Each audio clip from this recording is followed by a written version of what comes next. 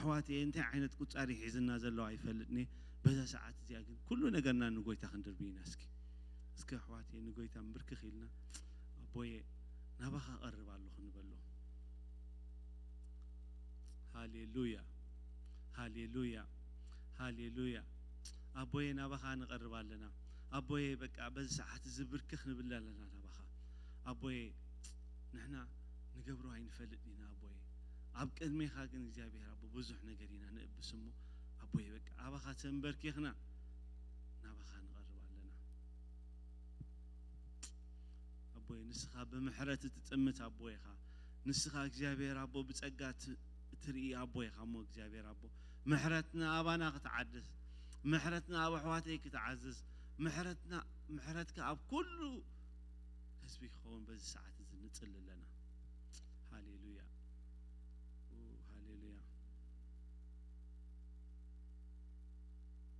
الأملاخ سي كم زيب لنا حتى زخول سي أيسلتوني اتزنازو زمو زحدقوغن محرتي ركبي بلنا يا حواتي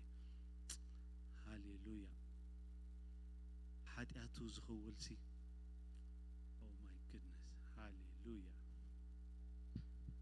اتزنازو زمو زحدقوغن محرتي ركبي بلنا هاليلويا يا حواتي اسكي بز ساعات زي كله ده شجرنا كله بقى قطعنا كله نجابير فريتنا كيف فلتنا زبدلنا نجر أب جابير مركي خيلنا وابوي حتى أتيحلق لي وابوي بمحرة عين خات أمتني وابوي سلا كله نجر أبوي بقى بز ساعات زنا بها مركي ولا له خنبلينا هاليلويا أوه هاليلويا جابير أملاخينا بها مركي خالهم إجابير أملاخي حيل ختبن بقى إجابير أملاخي متبع خنا بخايك بتصح إجابير أملاخي بقى أنا بخا مركخ بلا الله عيفلني أنا كل نجار زقبرمو بأخا حيل خركب إجابير أملاخي بأخا تجايك مل إجابير أملاخي بأخا يدما كل أنت نايك تبقى إجابير أملاخي يتسأل الله سكين بالله هاليلويا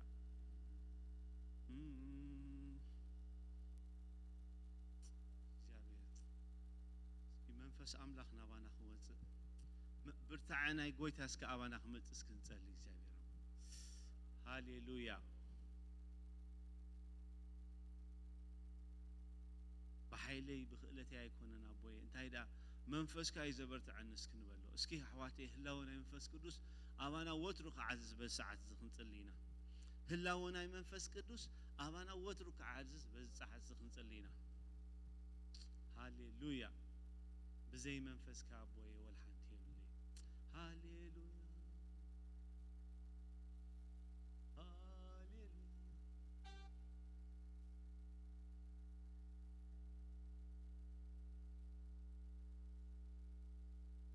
بزي منفس كابلي نكاتب عزه بزي منفس كابلين كما نكاتب عزهب حوي منفس قدوس لبيا قاتلو كله حاسر زبالة وين عند دور نتك براك حاون كل عيون متانك سبق الكعب بزي منفس كعب الليل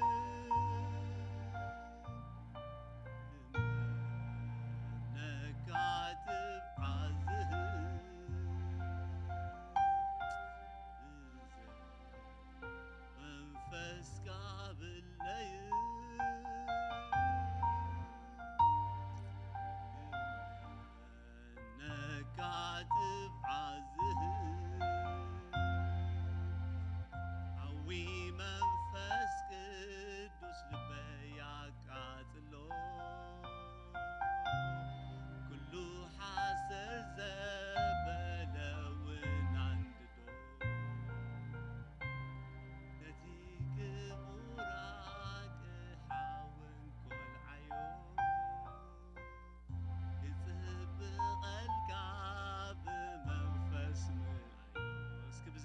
كابلين منفس كابلين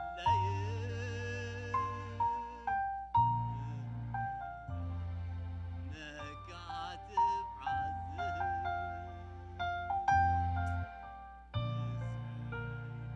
منفس كابلين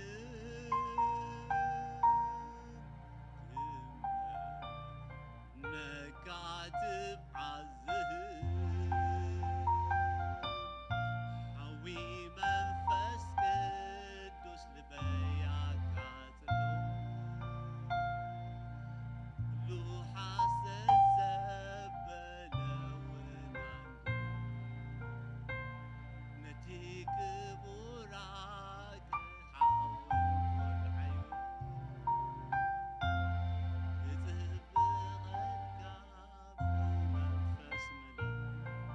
هاليلويا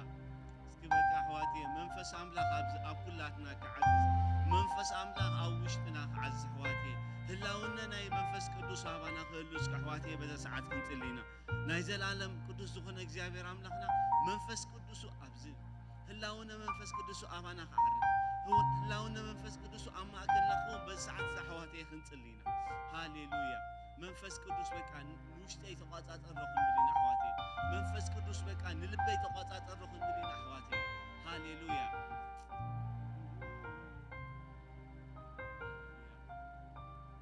احواتي نحناس بحيلنا يكونن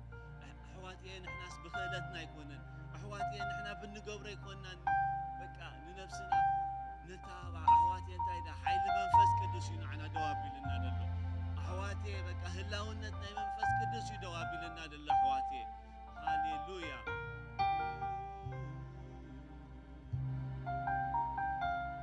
احواتي منفس املاك بزحالك خلو منفس املاك وشتك عاجز كله منفس املاك براسك خزم كله احواتي كندي غيرم طعمي እግዚአብሔር هاليلويا እግዚአብሔር املاك بمنفسه ملأنا اسك احواتي انصلينا هاليلويا هاليلويا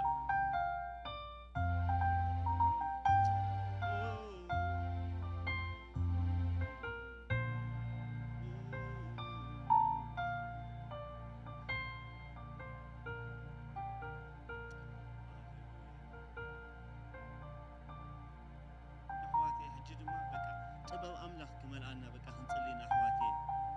አህዋቴ አብቲ ንገብሮ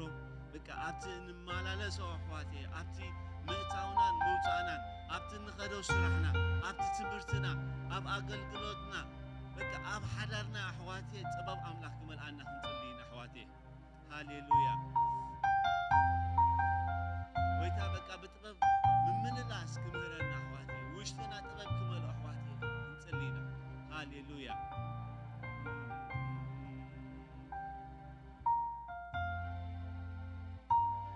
ጥበብ አምላክ ዝበዝሖ ሰብ አሕዋቴ በቃ ጥበብ አምላክ ዝዓዘዘሉ ሰብ በቃ ብጣዕሚ ጽቡቕ አሕዋቴ ኣዝዩ ደስ ዝብለካ አሕዋቴ ብጥበብ ክትመላለስ ከለኻ ኣብ መንጎቶም ትነብሮም ሰባት ብጥበብ ክትመላለስ ከለኻ ኣብዚ ንሪኦ ዘለና በቃ ዓብዪ ዳይቨርሲቲ ዘለዎ ከተማን ሃገርን በቃ ብጥበብ እግዚአብሔር ኣቦ ከመላለሰካ ከሎ ክንደይ ግሩም ጸጋይ አሕዋቴ እስኪ ኢና ሓፍ ኣቢልና በቃ እግዚአብሔር ኣቦ በቃ ጥበብካ ኣብ ውሽጥና እግዚአብሔር አቦ ጥበብካ ኣብ ልዕሌና እስኪ በቃ እዚ ነገር እዚ ንዓና ክኾነልና ክንጽሊና አሕዋቴ እግዚአብሔር አቦ ብጥበብ ከበርትዓና ናይ እግዚአብሔር ጥበብ ድማ ኣብ ውሽጥና ክትከውን ክንጽሊና አሕዋቴ ሃሌሉያ ሃሌሉያ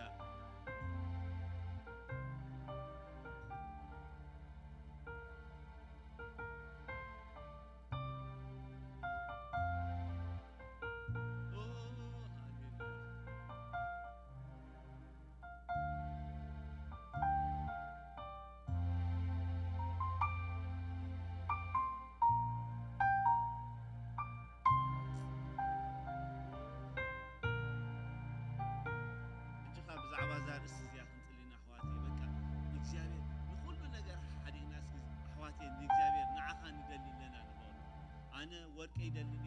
ኣነ ብሩር ኣይደልኒ ኣነ ናይዚ ዓለም እዚኣ ደብለጭልጭ ኣይደልኒ ኣቦየ እንታይና እግዚአብሔር ኣቦየ ንዓኻ እየ ዝደሊ እስኪ ንበሎ እግዚአብሔር ኣቦ ህላውነትካ እየ ዝደሊ ንበሎ መንፈስ ቅዱስ ህላውነትካ እየ ዝደሊ ንበሎ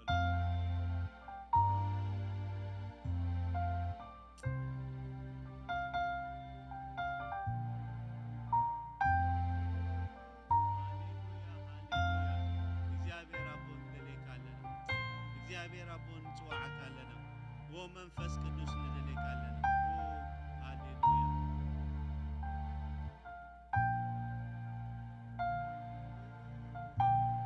እግዚአብሔር አቦን ንሕና ፍቅርካ ዝጣዓምና ኢና ኣሕዋ ኣቦዬ ንሕና ኣቦዬ ለውሃትካ ዝጣዓምና ኢና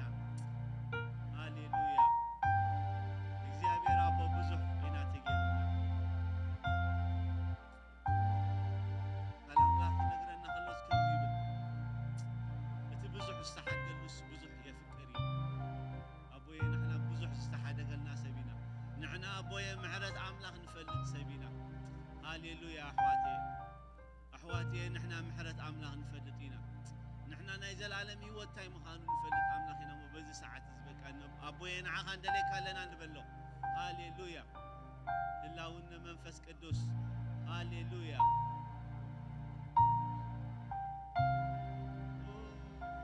ሃሌሉያ ሃሌሉያ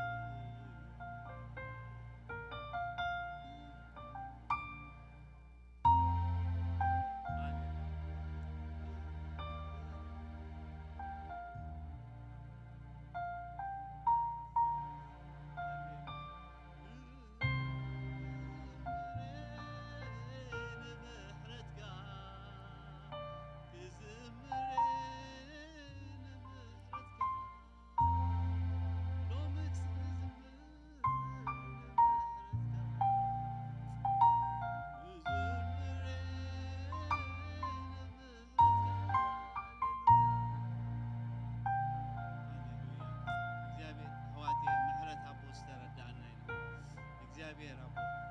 በቃ ምሕረት ጋር በዚህ ልና እግዚአብሔር አቦ አብቀን ሚቀደው ክንብል በቂዕና ኣለና ሃሌሉያ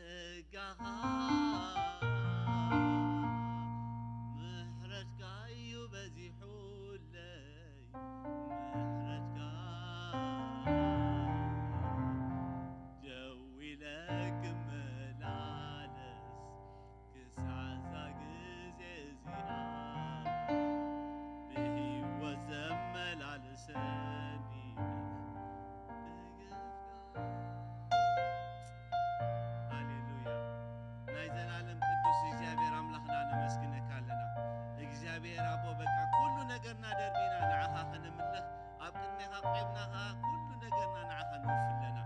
እግዚአብሔር አቦ በቃ በዚህ ሰዓት ዝኻ መንፈስካ ህልካ እግዚአብሔር አቦ በቃ በዚህ ሰዓት ዝጸጋኻ ህልካ ካብ ሰዓት እንጽልለና ናይ ዘላለም ቅዱስ እግዚአብሔር አምላኽና ኩሉ ሰዓትና ኩሉ ጊዜና ኩሉ አገልግሎትና ንዓኻ ሕሊፍና በቃ እግዚአብሔር አቦ ሕሊፉ ዘሎ ኩሉ ሰዓትና ሕሊፉ ዘሎ ኩሉ አገልግሎትና ምሸትና ምሳናት ናይ ዘላለም አሜን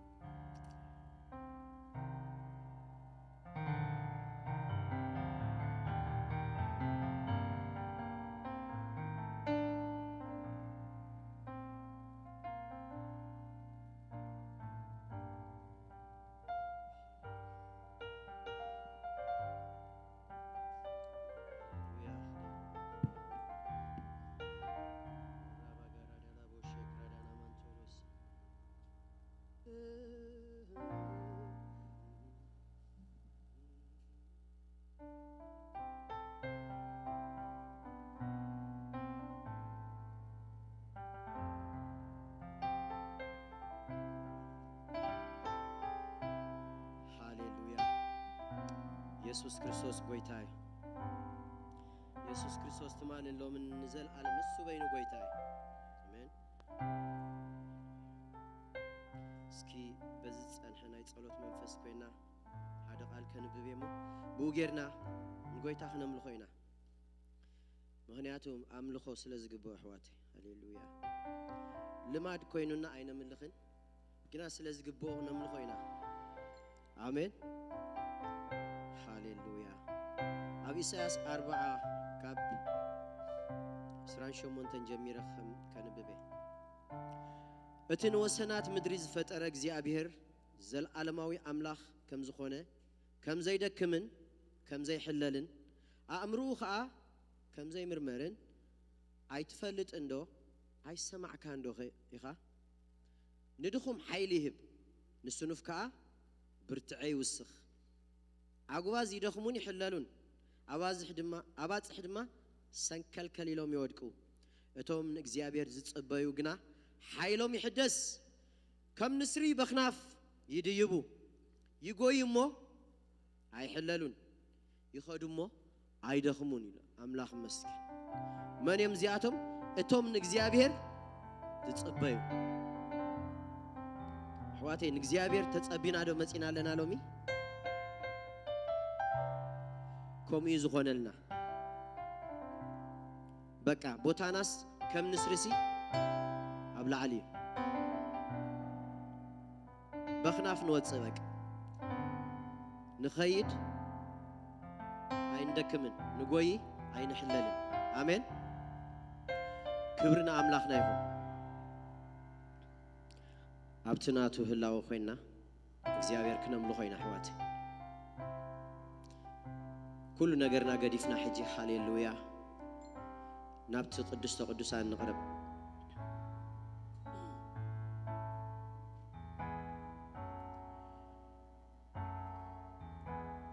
ما زخا كيشتتكو كل دمزخا كيسمعكو لا ونتكا قداس السني ما زخا كيشتتكو كبر دمزخا كيسمعكو لا ونتكا قداس السني عيوعلنا نسي أي حادرنا نسي هيوت يبلين أنسي أي وعلني أنسي أي حادرني أنسي هيوت يبلين أنسي بل وسك نقروا نزع ملاخزي ما زخاك اشتتكو كبر دمزغا كيسمعكو هلا ونتكا خيداس السني ما زخا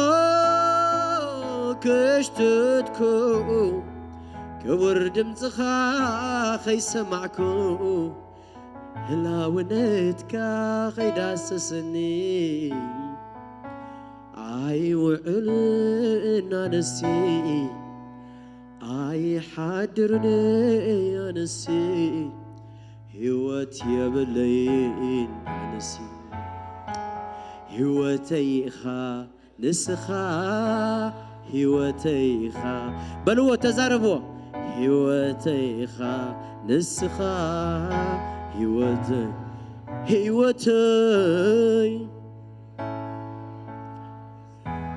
نقروا زمروا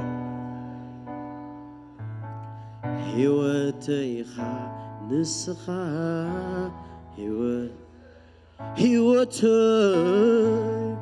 هوتيخا نسخا هوتيخا هلاونته له حواتي منفس እግዚአብሔር ማخلنا له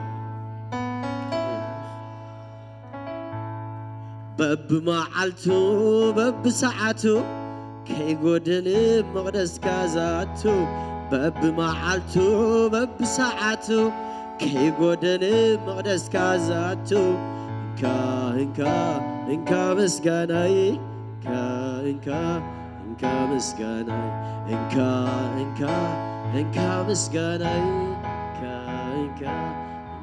مسغناي بب معلتو بب ساعتو كي غودن مقدس كازاتو بب معلتو بب ساعتو كي غودن مقدس كازاتو انكا مسغناي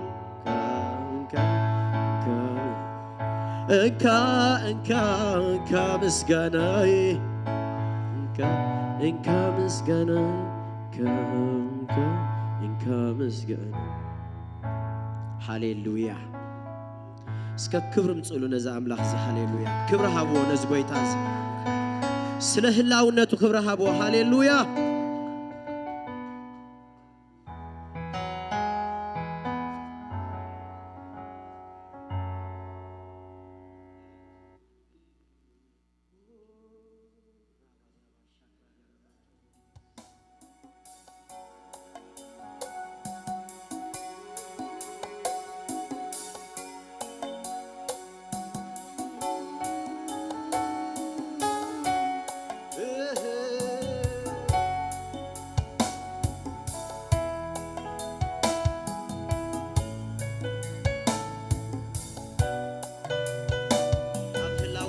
قربنا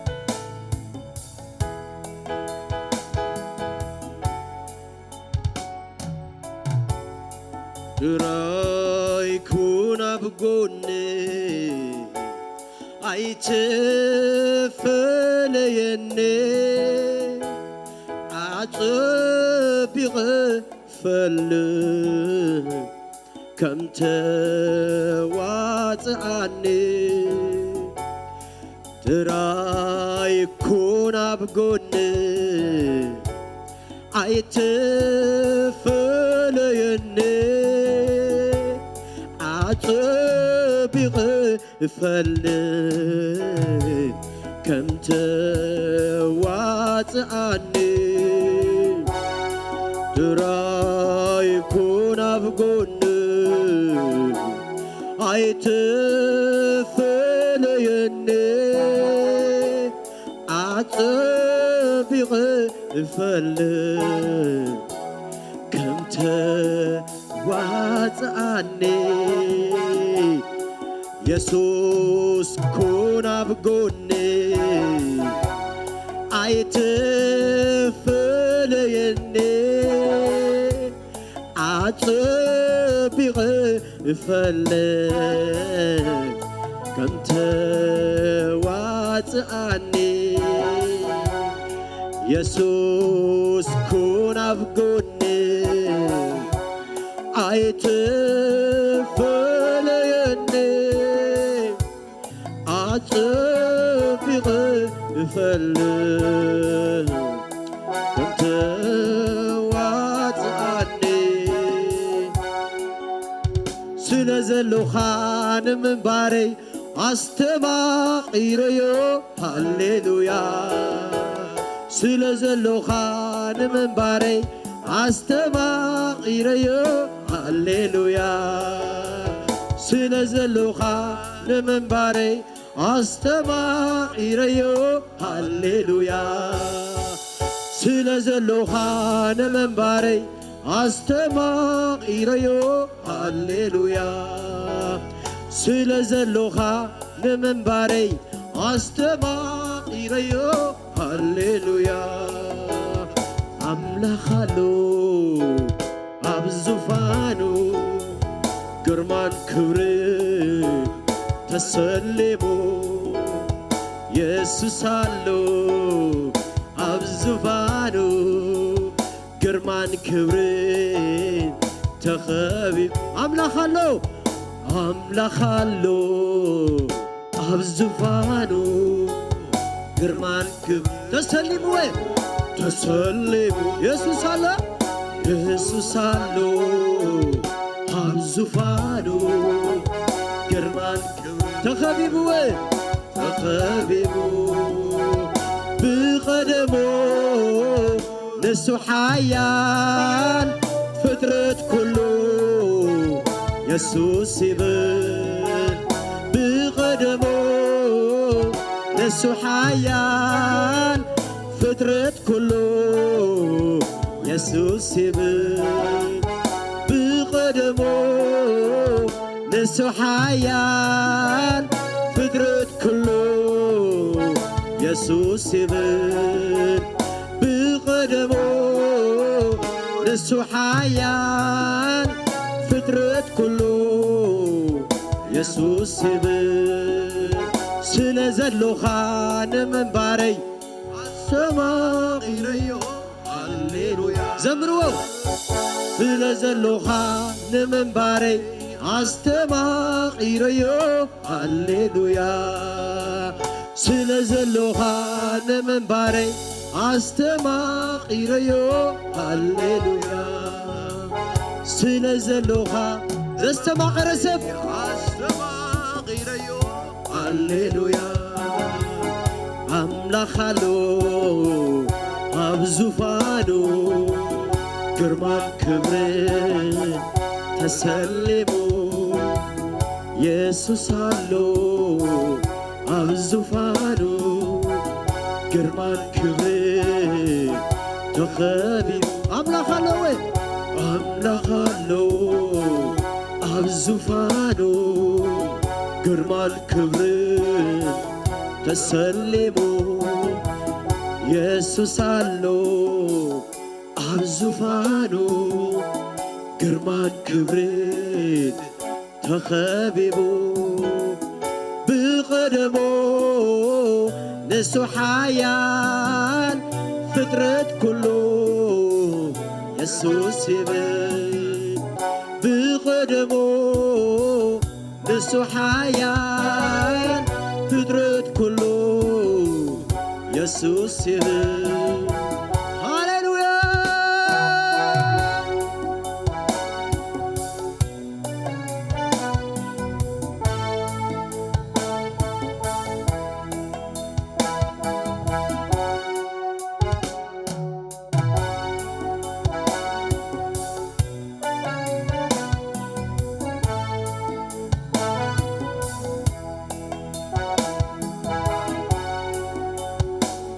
ጸልማተይ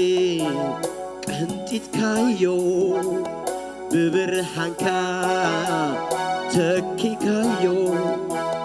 ንጸልማተይ ገፊፍካዮ ብብርሃንካ ተኪካዮ نتدكور نعلخا يتيخني نبحقفخا نتدكور نعلخا يتيخني نبحقفخا نتدكور نعلخا يتيخني نبحقفخا نتسلماتي قنتيتكا ተኪካዮ ብብርሃንካ ተኪካዮ ንጸልማተይ ገፊፍካዮ ብብርሃንካ ተኪካዮ ነተደኮር እንዳዓልኻ ነይትኻኔ ናብ ሕቑፍኻ ነተደኮር እንዳዓልኻ የቲኻኔ ናብ ሕቑፍኻ ስለ ዘለኻ ንምንባረይ ኣስተማቒረዮ ሃሌሉያ ስለ ዘለኻ ንምንባረይ ኣስተማቒረዮ ሃሌሉያ ስለ ዘለኻ ንምንባረይ ኣስተማቒረዮ ሃሌሉያ ስለ ዘለኻ ንምንባረይ ኣስተማቒረዮ ሃሌሉያ ኢየሱስ ኣሎ ብጎነይ ዘየፈለየኒ ዓጽቢቐ እፈልግ ከምዘዋፅኣኒ ኢየሱስ ኣሎ ብጎነይ ዘየፈለየኒ ዓጽቢቐ እፈልግ ከምዘዋፅኣኒ መን ኣሎ ብጎንኻ ኢየሱስ ኣሎ ብጎነይ ዘየፈለየኒ ዓጽቢቐ እፈልግ ከምዘዋፅኣኒ ጎይታ ኣሎ ብጎነይ ዘየፈለየኒ ኣይጠራጥርኒ ከምዘዋፅኣኒ ስለ ዘለኻ ንምንባረይ ኣስተማቒረዮ ሃሌሉያ ስለ ዘለኻ ንምንባረይ ኣስተማቒረዮ ሃሌሉያ ስለ ዘለኻ ዘምርዎ ኣስተማቒረዮ ሃሌሉያ ስለ ዘለኻ ስለ ዘለኻ ንምንባረይ ኣስተማቒረዮ ሃሌሉያ ስለ ዘለኻ ንምንባረይ ኣስተማቒረዮ ሃሌሉያ በልዎ ስለ ዘለኻ ንምንባረይ ኣስተማቒረዮ ሃሌሉያ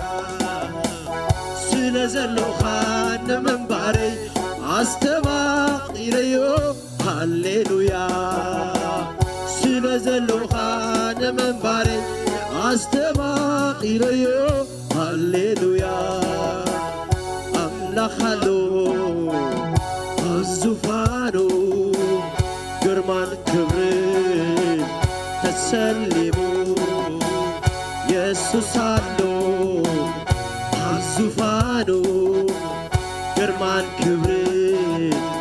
ተኸቢቡ ኣምላኽ ኣሎ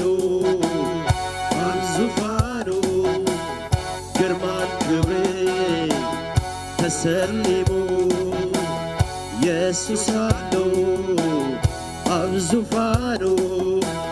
ግርማን ክብርን ተኸቢቡ ብቐደሞ ንሱ ሓያል ፍጥረት ኩሉ ኢየሱስ ይበል ብቐደሞ ንሱ ሓያል ፍጥረት ኩሉ ኢየሱስ ይበል ብቐደሙ ንሱ ሓያል ፍጥረት ኩሉ ኢየሱስ ይበል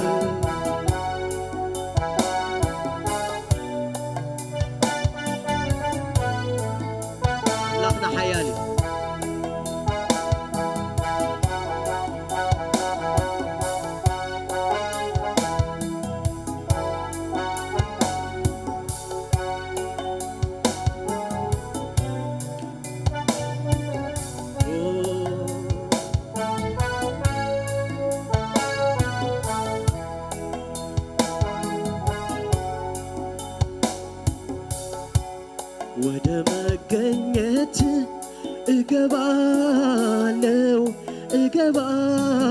እገባለሁ ወዳንተ ወደ ህልውና እገባለሁ እገባለሁ ወዳንተ ግርግሩን ትቼ እገባለሁ እገባለሁ ወዳንተ ክብር ወዳለበት እገባለሁ እገባለሁ ወዳንተ ወደ መገኘት እገባለሁ እገባለሁ ወዳንተ ክብር ወዳለበት እገባለሁ እገባለሁ ወዳንተ ወደ ህልውና እገባለሁ እገባለሁ ወዳንተ ግርግሩን ትቼ እገባለሁ እገባለሁ ወዳንተ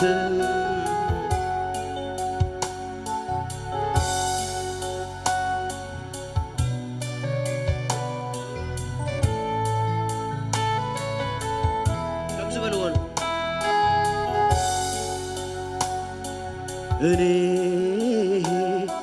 መኖር የማልችለው ያላንተ ነው እኔ መኖር የማልችለው ያላንተ ነው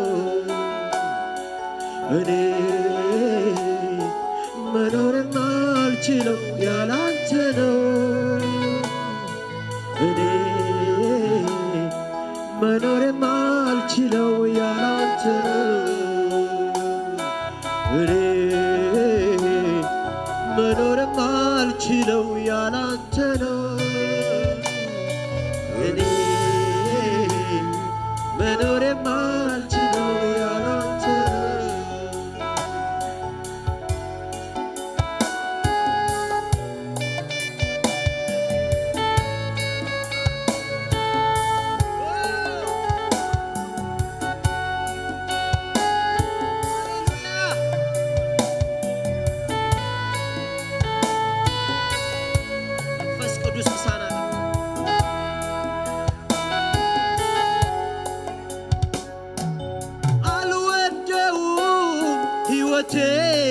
ከላየሁ አንተ አልወደውም መኖሬን ከሌለህ አንተ መንፈስ ቅዱስ አልወደውም ሕይወቴን ካላየሁ አንተ አልወደውም መኖሬን ከሌለህ አንተ አልወደውም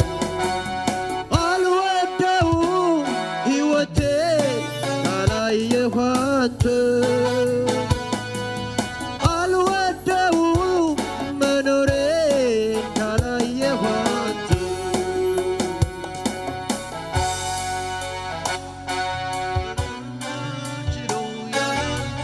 ብዘይ መንፈስ ቅዱስ ትርጉም የብልና ኣሕዋት ከመይ ጌርና ክንነብር ብዘይ መንፈስ ዘምርዎ ኣሕዋተይ ሃሌሉያ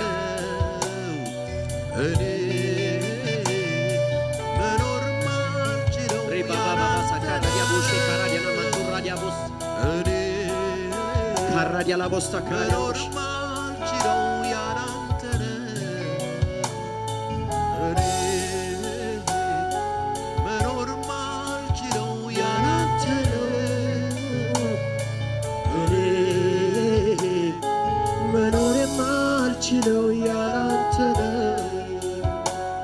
ወደ መገኘት እገባለሁ እገባለሁ ወዳንተ ክብር ወዳለበት እገባለሁ እገባለሁ ወዳንተ ግርግሩን ትቼ እገባለሁ እገባለሁ ወዳንተ ወደ ህልውና እገባለሁ እገባለሁ baga sakara dia labantu radi labu urra baga gaga sekra dia labantu wow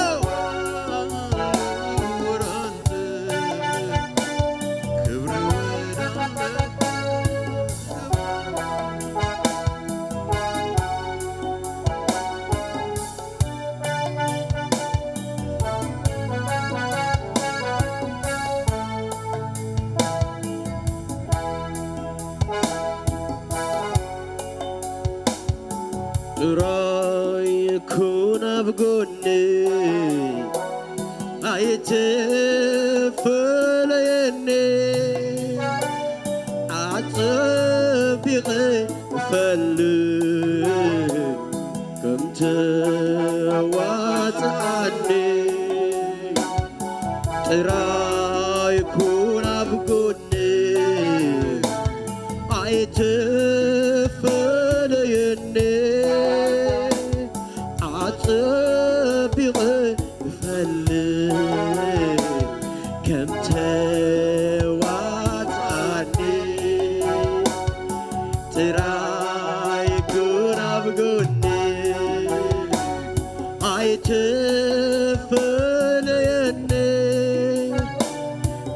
عطبيقي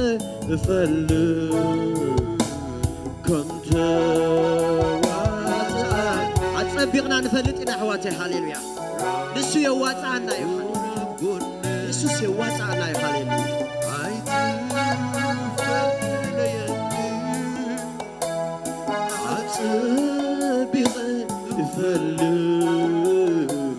كنت واتعني سلزلو خان من باري استماق إريو هاليلويا سلزلو خان من باري استماق إريو هاليلويا سلزلو خان من باري استماق إريو هاليلويا سلزلو خان من باري استماق إريو هاليلويا أملخلو الزفانو قرمان كبري تسلمو يسوس علو الزفانو قرمان كبري تخبيبو أملخلو الزفانو قرمان كبري تسلمو يسوس علو الزفانو قرمان كبري تخبيبو بقدمو نسو حيان فطرت كله يسوس يبل بقدمو نسو حيان فطرت كله يسوس يبل بقدمو نسو حيان فطرت كله يسوس يبل بقدمو نسو حيان فطرت كله يسوس يبل بقدمو نسو حيان فطرت كله يسوس بقدمو نسو حيان فطرت كله يسوس فطرت كله يسوس أللتان طاقلت نزلوا وسبنا زبويتا زي هاليلويا كبر أبو نزام لاخ زي هاليلويا سلا هلونو سلا منفسو كبر أبو حواتي هاليلويا واو هاليلويا أي تصقبنا حواتي هاليلويا قنا خنم لغينا هاليلويا كنم لغينا هاليلويا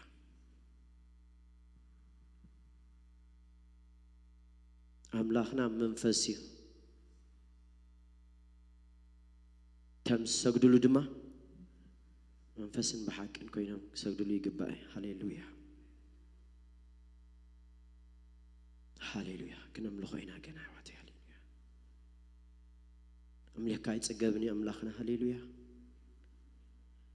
حواتي هلاو نتو يردعكم دلو منفس قدس مسانا هاليلويا يس أنا في الجبر الله هاليلويا منفس قدس هاليلويا نفسه كفنا تنكفنا هاليلويا بزمع عالتزي كي تنكف كنا يتحلف هاليلويا هاليلويا قبو مسقانا دماغنا وين حجي هاليلويا يس هاليلويا نعوز قبا مسقانا هاليلويا للعلي زعرق هاليلويا سيف حقق زبل هاليلويا مسقانا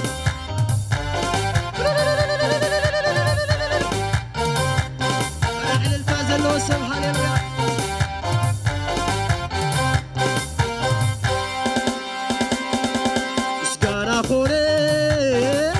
مسقانا خوري تخلو خالين عينس ونده مسقانا خوري دا يهود عم بصابيت مس ونده مسقانا خوري تخلو خالين عينس ونده مسقانا خوري دا يهود عم بصابيت مس ونده مسقانا خوري تخلو خال بيتي مسونني مسكانا خوري نا يهود عم بس بيتي مسونني مسكانا خوري أنا ناتو أما كل بزوحات نقفتو جتينا بكبرة تغيرت عن النبي يسوس تذكر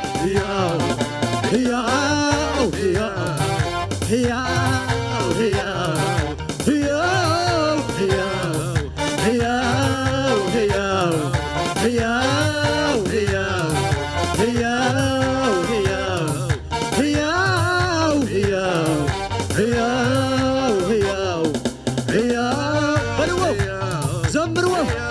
هياو بلوا هياو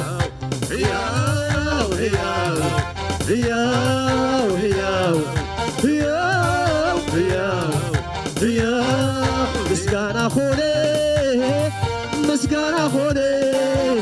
تخلو خال عين سونني مسقانا خوري نا يهود عم بس بيتي مسونني مسقانا خوري تخلو خال عين سونني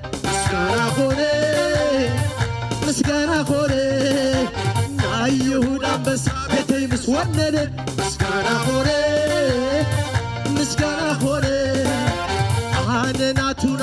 أنا ناتو كما كل بزوحات نعوفتو ودتينا بكبرة صغيرة أنا النبي يسوس تذكره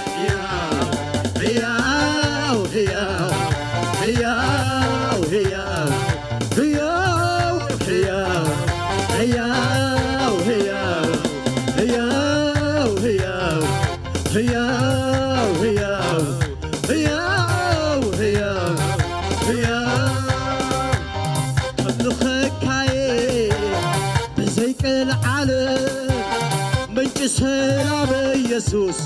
كما خاص يلك كزمر الكاي بزي سكفتا حيوت زحب كاني لسخان برقويتا هياو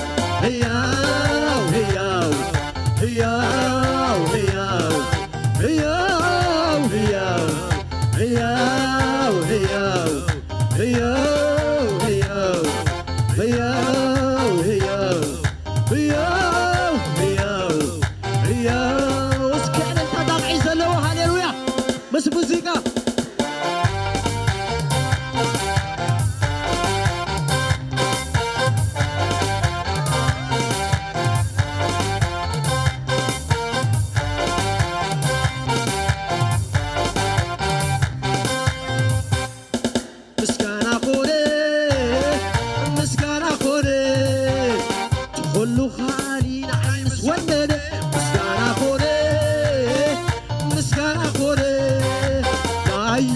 አንበሳ ቤተይ ምስወነነ ምስጋና ሆነ ምስጋና ሆነ ትኩሉ ኻሊ ንዓይ ምስወነነ ምስጋና ሆነ ምስጋና ሆነ ናይ ይሁዳ አንበሳ ቤተይ ምስወነነ ምስጋና ሆነ ምስጋና ሆነ ሕያው ሕያው ሕያው ሕያው ሕያው ሕያው ሕያው ሕያው ሕያው ሕያው ሕያው ሕያው ሕያው ሕያው ኣምልኸካየ ብዘይቀል ዓለም ምንጭ ሰላም ኢየሱስ ከማኻስ የለን ክዝምረልካየ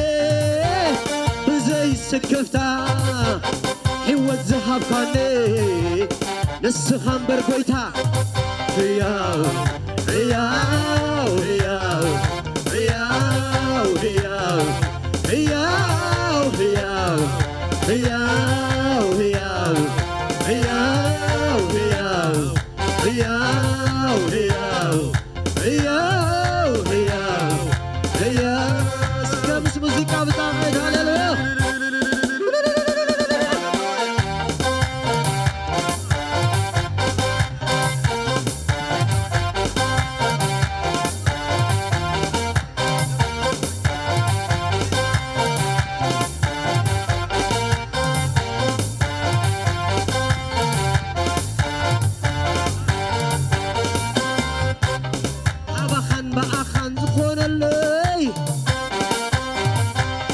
ግደለወስንካ ኣብ ሕይወተይ ካብቲ ድቕድቕ ጸልማት ኣውፂኻኒ ወራሲ ክኸውን ኣብቂዕካኒ ሕያው ሕያው ሕያው ሕያው ሕያው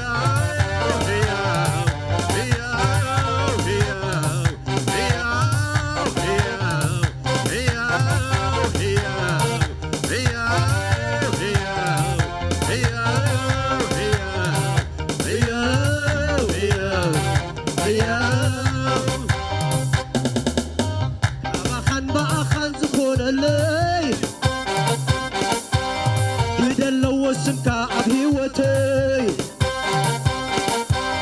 ካብቲ ድቕድቕ ጸልማት ኣውፂኻኒ ወራሲ ክኸውን ኣብቂዕካኒ ሕያው ሕያው ሕያው ሕያው ሕያው ሕያው ሕያው ሕያው ሕያው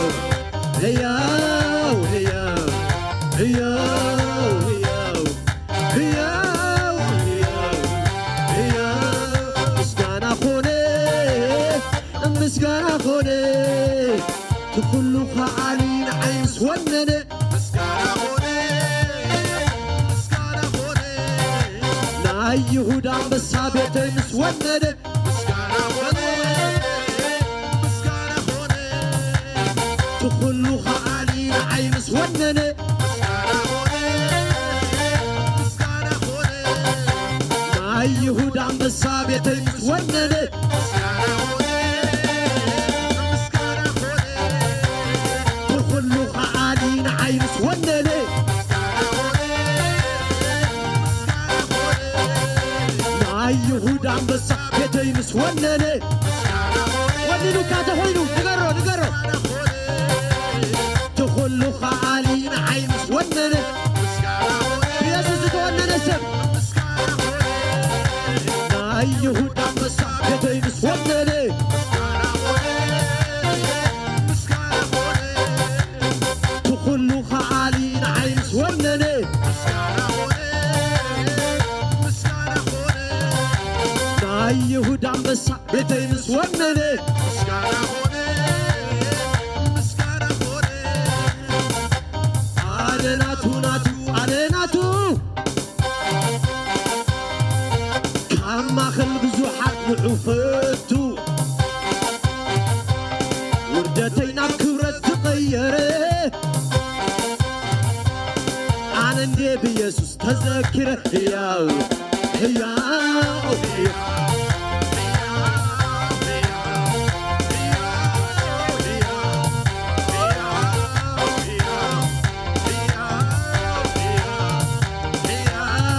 ሕያው ሕያው ሕያው ሕያው ሕያው ሕያው ሕያው ሕያው ሕያው ሕያው ሕያው ሕያው ሕያው እስከ ብሽብሸባ ሃሌሉያ ሰይ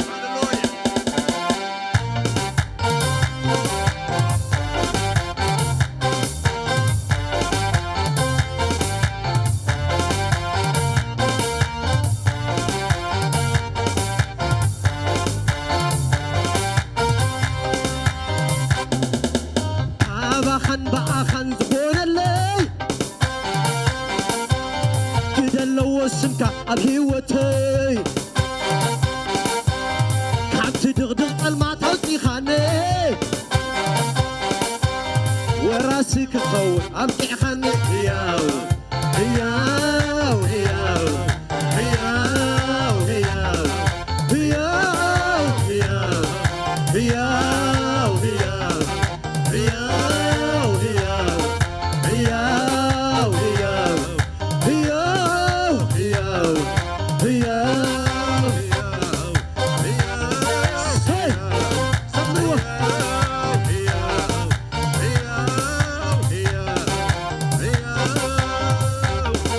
ምኽካዬ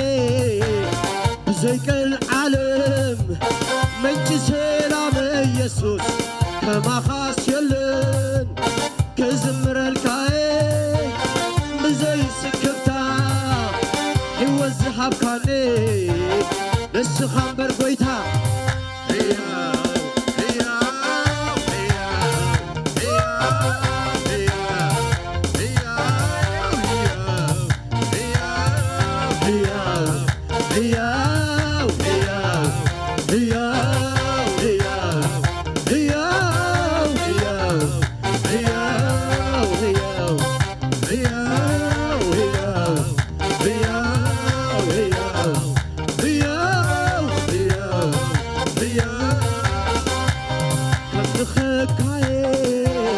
ብዘይቀን ዓለም ምንጭ ሰላም ኢየሱስ ከማኻስ የለን ክዝምረልካዬ ብዘይስክፍታ ሕይወት ዝሃብካኒ ንስኻ እምበር ጐይታ ሕያው ሕያው ሕያው ሕያው ሕያው ሕያው ሕያው ሕያው ሕያው ሕያው ሕያው ሕያው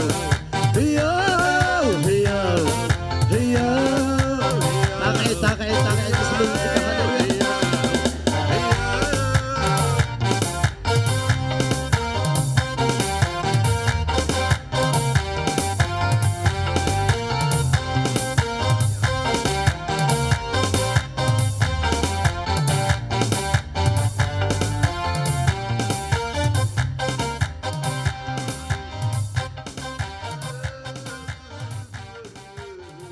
ምስጋና ኾነ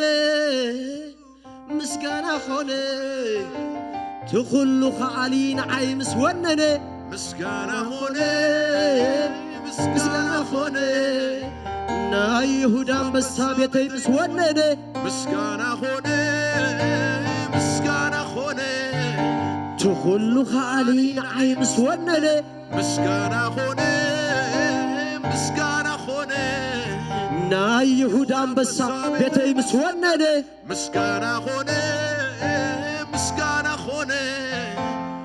አነ ናቱ ናቱ አነ ናቱ ካብ ማእከል ብዙሓት ንዕፈቱ ውርደተይ ናብ ክብረት ዝቐየረ አነ እንዴ ብኢየሱስ ተዘኪረ ሕያው ሕያው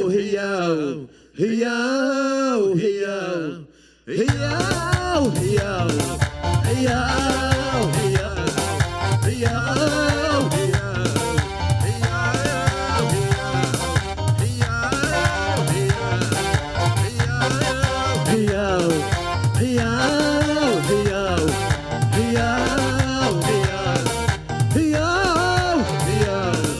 ሕያው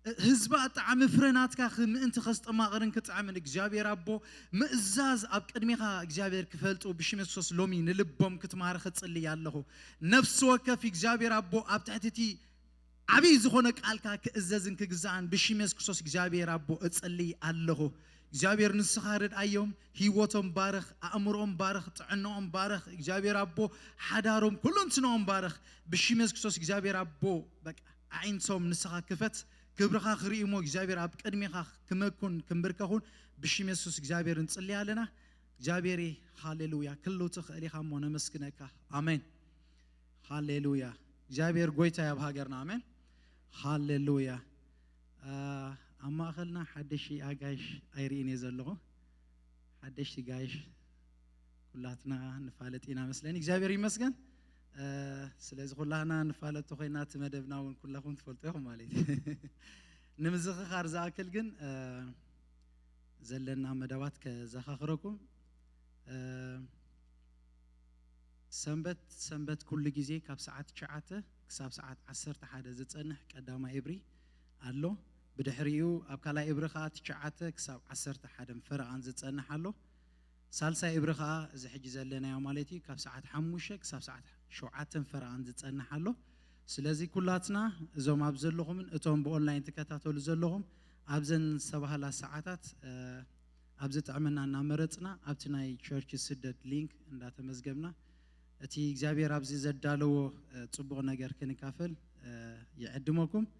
ሶኒ ሶሉስ ሐሙስ ከዓ ናይ ዙም ጸሎት ኣሎ ኣብኻ እግዚአብሔር ብዙሕ ነገር ዝጥቀመሎም ብዙሕ ዝዓየሎም ኣሕዋት ኣለው ብዙሕ ኣርእስቲ ኣሎ ብዙሕ ዝምለስ ጸሎታት ድማ ስለ ዘሎ እንተኽኢልና ኣብቲ ናይ ዙም ግዜ ስደት ሊንክ ኣብቲ ቫይበር ናይ ፔኔል ፋሚሊ ትብል ሊንክ ኣብኡ ስደት ቫይበር ኣብኡ ክትሓብሩ የዘኻኽረኩም ሶኒ ሶሉስ ሐሙስ ማለት እዩ ዓርቢ ሮብዕ ናይ ወንጌል ኣገልግሎት ኣሎ ኩላትና ወንጌል ክንምስክር ግዴታ ስለ ዘለና ምስ ስራሕና ኣመቻችኢና ሮብዕ ኣብዚ ኣለዉ ኣሕዋት ምስኦም ጸሊና ኣብዚ ስለቲ ኣብ ደገ ዝግበር ፕሮግራማት ናይ ምምስካር ግዜ እግዚአብሔር ከቃናዓልና ኣብዚ ጸሊና ንደገ ስለ ዝኸዱ እግዚአብሔር ይመስገን ምስኦም ሓቢርኩም ኣብ ጥዕመኩም ሮብዕ ካብ ሰዓት 6 ትጀምራላ ናይ ወንጌል ግዜ እግዚአብሔር ይመስገን ዓርቢ ከዓ ናይ መንእስያት ብናይ እንግሊሽ ሰርቪስ ኣሎ ተኽኢልና እቶም ኣብዛ ዓዲ ብዙሕ ግዜ ዝገበሩ ወይ ኣብዛ ዓዲ ተወሊዶም ዝዓበዩ መንእስያት ናብታ ናይ ዓርቢ ተዓደምናዮም ወይ ሒዝናዮም ተመጻናኻ ሰናይ ነገር እዩ ቀዳም ከዓ ናይ ቃል ኣምላኽን ናይ ጸሎትን ግዜ ኣብዚ ኣሎ ካብ ሰዓት 5 ዝጅምር ኩላትና ኣብዚ ክንህሉ ሰናይ ነገር እግዚአብሔር ይመስገን እግዚአብሔር ይባረኽ እግዚአብሔር ኣብ ማእኸልና ብዙሕ ጽቡቕ ነገር ይዝገብር ዘሎ ሓውና ማቲ ድማ ብተኸታተሊ ሎሚ ንሳልሳይ ግዜ ስፔሻሊ ንመንእስያት ንዓና ዝምልከት ጽቡቕ ቃል ኣምላኽ ከካፍለና ቐኒ ሓደ ካብቲ ክንመሃሩ ዝቐነና ድማ ብዕላማ ክንከይድ ከም ዘለና መደብ ክህልወና ከም ዘለና እቲ ንእስነት ወይ ድማ እቲ ናይ መንእሰይ ዘለዎ ዕድመ ኩሉ ዝደልዮ ስለ ዝኾነ ኣብኡ ብዕላማ ብመደብ ክንከይድ እግዚአብሔር ድማ ክጥቀመልናን እግዚአብሔር ድማ ሓሳቡ ክገልጸልናን ዝኽእለሉ ግዜ ስለ ዝኾነ ብጥንቃቐ ንዑ ክንጥቀመሉ ብዝብል ሓሳብ ብዙሕ ክምህረና ቐኒ ሎሚ ድማ ማእኸልና ኣሎ ሳልሳይ ክፋል ወይ ድማ ሳልሳይ ግዜ ማእኸልና ክምህረና ሓውና ማቲ እግዚአብሔር ይባረኽ እስኪ ንማቲ ናብዚ ክጽውዕ እሞ ብኽብሪ ክንቅበሎ ኢና እግዚአብሔር ይመስገን ማቲ ሓወይ ንዓኻ ንመንፈስ ቅዱስ መድረኽ ገድፈልኩም እግዚአብሔር ይባረኽ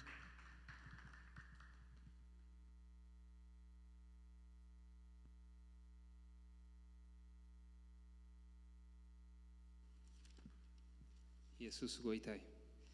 እስከ ስለዚ መጸና ቃል ክንጽልይና እግዚአብሔር ይመስገን ሃሌሉያ ሃሌሉያ ሃሌሉያ እግዚአብሔር ቃሉ ይልእ ክብል መጽሐፍ ቅዱስ እቲ ኣነ ዝልእኾ ቃል ይብል ኣብ ቃል እግዚአብሔር ሃሌሉያ ሃሌሉያ ሃሌሉያ እስከ በዚ ነዚ ሕያው ዝኾነ እሙን ዝኾነ ቃል እግዚአብሔር እንዳተጸባበና እስከ እግዚአብሔር በቃልካ ተዛረበን እስከ ንበሎ ኢየሱስ ጎይታይ ብርግጽ እግዚአብሔር ሎሚ ንነፍስ ወከፍና ዝኾን መልእኽቲ ኣለዎ ملأخت سلازلو خايو እግዚአብሔር ቃሉ ሰደድ ኢየሱስ ጎይታይ ስለዚህ እስከ ነዝ ነገር ዝንዳ ተጸባበና እንጸልይና ኢየሱስ ጎይታይ አንሳ እስከ ጸልዩ እግዚአብሔር ይመስገን እግዚአብሔር በቃልካ ተዛረበ እንበልዋ በቃ ንግልኹም ኢየሱስ ጎይታይ መንፈሱ ከብዛሐልኩም በሁሉ ጥበቡ ከብዛሐልኩም ምግላጹ ከብዛሐልኩም ማንያቱ እግዚአብሔር በመንፈሱ ዘሃበና ቃሉን ክገልጸልናይ ስለዚህ እትዝላአኽ ቃል በቃ بمردان بحيل منفس قدوسن بمغلاص منفس قدوسن اوشتنا اتيو ህይወትና ክልውጥ ናብዝ ተፈለ ደረጃ ደማ ከሳገረና እስከን ጽሊና እግዚአብሔር ይመስገን ስለት ዝመጸና ቃል እንዳጸለና ኢየሱስ ጎይታይ ሃሌሉያ ጎይታ ንቃልካ ናባይ ስደድ ናባይ ለአኽ ከንበሊና ኢየሱስ ጎይታይ እግዚአብሔር ብርግጽ ሎሞን ቃል አለው እግዚአብሔር ብርግጽ ሎሞን ናይ መልእክት ለው እግዚአብሔር ብርግጽ ናይ ዝዛረበኒ ቃል አለው ሃሌሉያ ኢየሱስ ጎይታይ ኢየሱስ ጎይታይ ኢየሱስ ጎይታይ ሓደ ነገር በሉ በቃ እግዚአብሔር ቃልካ ተዛረበኒ እግዚአብሔር ንግለይ ቃልካ ተዛረበኒ ናይ ፐርሰናሊ ንግለይ በዛ ሰዓት እዚያ በመንፈስካ ተዛረበኒ ኢየሱስ ጎይታይ እግዚአብሔር ብርግጽ ዝዛረብ አምላክ ሃሌሉያ ሄንዳራማስ ሃሌሉያ እግዚአብሔር ነመስግና ካለና እግዚአብሔር ነመስግና ካለና እግዚአብሔር ነመስግና ካለና እግዚአብሔር ነመስግና ካለና እዘን ንስኻትኩም ተሰምዑን ብዙሓት ነቢያት ብዙሓት ነገስታት ከሰምዑ ከም ዝተመነዩ ክሪእዎ ከም ዝተመነዩ ከም ዘይረኸቦ በሐቅ ግና ንስኻትኩም ብፁዓን ኢኹም ኢልዎም ምኽንያቱ ዓይንትኩም ዝሪያ የእዛንኩምን ዝሰምዐን ኢሉ ሃሌሉያ ብርግጽ ቃል ክርስቶስ ክንሰምዕ እግዚአብሔር ከም ዝበለ ዕድል ስለዝሃበና በጣም ንሕና ዕድለኛታትና ኢየሱስ ጎይታይ ብርግጽ ቃሉ ክወሃበና እግዚአብሔር ስለዝፈተው በቃ በመንፈሱ ድማ ክምህረና ስለዝፈተው ሃሌሉያ ጎይታና መስግና ካለና ስለዚህ ጊዜ ዝድማ ንባርኸ ካለና كسا حج سلسن حنان ياملخونا يصلوتنا كل جزء بقى جزء أبي نبارك كلنا بشم يسوع بكل زجل قالونا دم مملس كاتس أجحت بزحلهم نتصلي نزت تعرفوا زلونا يقال جزينا دم جزء أبير بحق برجز كم زن مهارو زلنا جزء أبير بفولي مالتي بقى منفس كردوس نفسه كفنا زخون ملأ اقتلوم دم ننقلنا خت الزاربنا تصلي الله بشم يسوع كريستوس كبر كلنا أخايخون آمين اسكام سايبلو እግዚአብሔር كم زبلني ኩነታት كم زبلني ነገራት كم زبلني አይኮነን ንዓይ ኣብ ህይወተይ ዝኸውን እቲ እግዚአብሔር አቀዲሙ ዝተዛረቦ በቃሉ ዝተዛረቦ በመንፈሱ ዝተዛረቦ እሱ ጥራይ ዝኸውን እግዚአብሔር ዝበለን ጥራይ ዝኸውን አሜን እንታይ ይኮነን ኩነታት ዝብለና ይኮነን ነገራት ዝብለና ይኮነን ከባቢና ዝብለና ይኮነን እትልዑል ዝበለና ጥራይ አሜን ደኽሰምዕ ኢየሱስ ጎይታይ ሰብ ዝበለና ይኮነን ነገራት ዝበለና ይኮነን ኩነታት ዝበለና ይኮነን እትልዑል ዝበለና ጥራይ አሜን ኩሉ ጊዜ ከምቲ ቃሉ ዝበለና ንሕና ኸምኢና አሜን ደኽሰምዕ ኢየሱስ ጎይታይ ንምንታይ መስለኩም እግዚአብሔር نقالو كل أخكلوسي مستقالو دما منفس هالو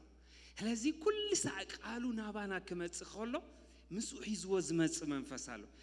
that's why نقول لشع نقالو خنسمع خلناسي بمتصب باين سمعو مغنياتو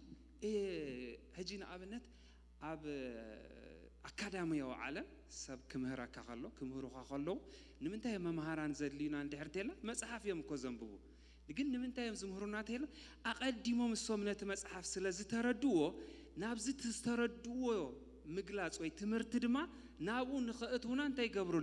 يبروه لنا أفت منفسه عالم كان يزخول وانا قلاسي دما منفس قدوس يسوس قويتاي سلزي نحنا حجة نسمع خلنا انتهي يزمت اندحرتلنا تقال ترايزي كونا مستقال دما حليفوز سره ناي منفس قدوس هيو زخونه حيلن كبرن سلازلو يقويتاي مسجن سلازي لومي بمنفسو እግዚአብሔር كزاربناي آمين دوخ سمع لوميس قبلو እግዚአብሔር ንህይወተይ ብመንፈሱ ክዛረበኒ ኣነ በሉ ከምቲ እግዚአብሔር ዝብለኒ ጥራይ 4 ነጥቢ ጎይታ ይመስገን አሜን ዶክ ሰምዕ ክብርን ጎይታ ይኹን ከምዚ ሕጂ ንመሃሮ ዝቀነና ቀዳማይ ካልኣይ ክፋል ምስ መንእሰያት ዝብል ኮይኑ መንእሰይን መንነቱን መንእሰይን ዕላምኡን ኣብታ መጀመርያ ክጅምር ከለኹ ሳልሰይቲ ፓርት ክንመሃሪና ዝበልኳ ነይራ ድሕር ትከታተሉ እንተለኹም እንታይ ለኩም ነይራ ትዝክሮ ሰባት ኣለኹም ሰለስተ ኣርእስታት ኣለዉ እዚ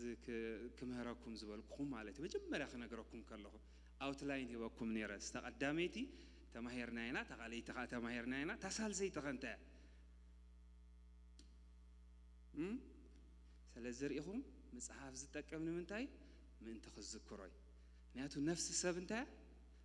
ረሳዒት እያ በቃ ባይ ኔቸር ረሳዒት እያ ለዚ ድማ እንታይ ኢልዋት ዘማሪ ኣይትረስዒ እጂ ሓደ ካብቲ ዘይንርስዓሉ መገዲ እንታይ ዶክመንት ምግባር መጽሓፍ ኢየሱስ ጎይታ እዩ ስለዚ ድማ ነዚ ትሪኦን እትሰምዖን ዘለኻ እንታይ ግበሮ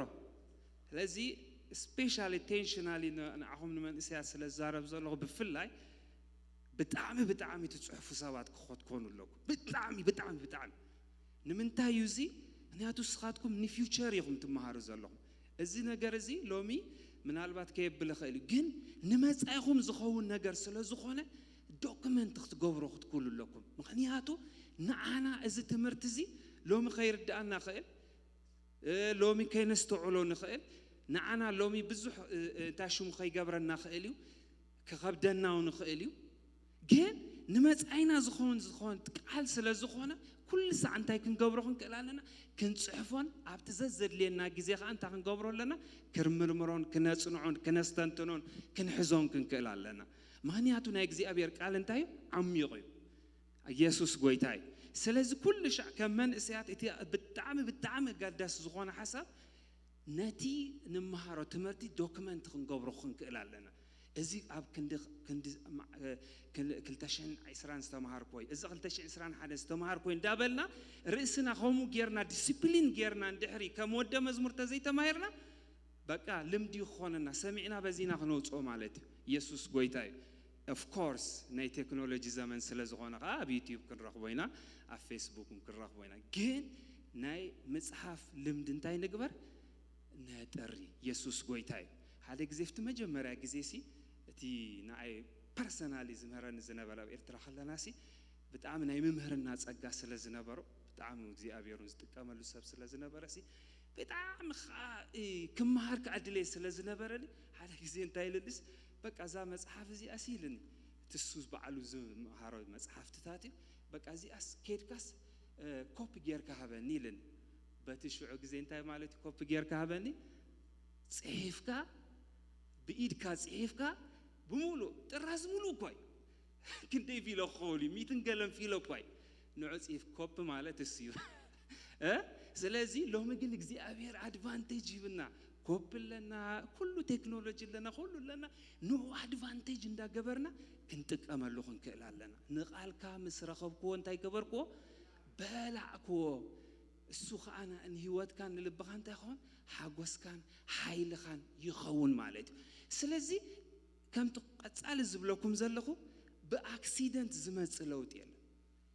it is deliberate actionaዊ activate ዝኾነ ለውጥ እዩ ኩሉሻ ኣብ ሓደ ህይወት ሰብ ነገራት ዘመጽእ ማለት እዩ ስለዚ ብጣዕሚ ክንጥንቀቐሉ ዝግባአና ነገር ሸለል ክንብሎ የብልናን whatever it takes ነቲ መንፈሳዊ ነገር ብጣዕሚ ዋጋ ክንከፍለሉ ክንክእል ኣለና especially ብፍላይ ነዚ ቃል እዚ ምክንያቱ እዚ ቃል እዚ ስለ ዝኾነ ናህና መስትያትን ናህና መጻን ኢየሱስ ጎይታ ክብሪ ንጎይታ ይኹን ሃሌሉያ ስለዚ ታሳልሰይ ተኸፋልና ሎሚ ንሪኦ ትምህርቲ እንታይ እዩ መንእሰይን ኣገልግሎቱን ዝብል እዩ መንእሰይን እንታይ ስለዚ ቀዳማይ መንእሰይን መንነቱን ርኢና ካልኣይ ድማ መንእሰይን ዕላምኡን ርኢና ሳልሳይ ድማ መንእሰይን ኣገልግሎቱን ዝብል ሓሳብ ክርኢና ምክንያቱ that's what ዝተዋሃበና ኣሳይመንት እሱ ስለ ዝኾነ ኢየሱስ ጎይታ እዩ ክብሪ ንጎይታ ይኹን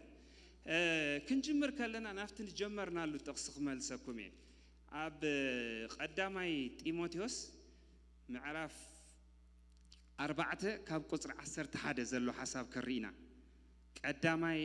ጢሞቴዎስ ምዕራፍ 4 ቁጽሪ 11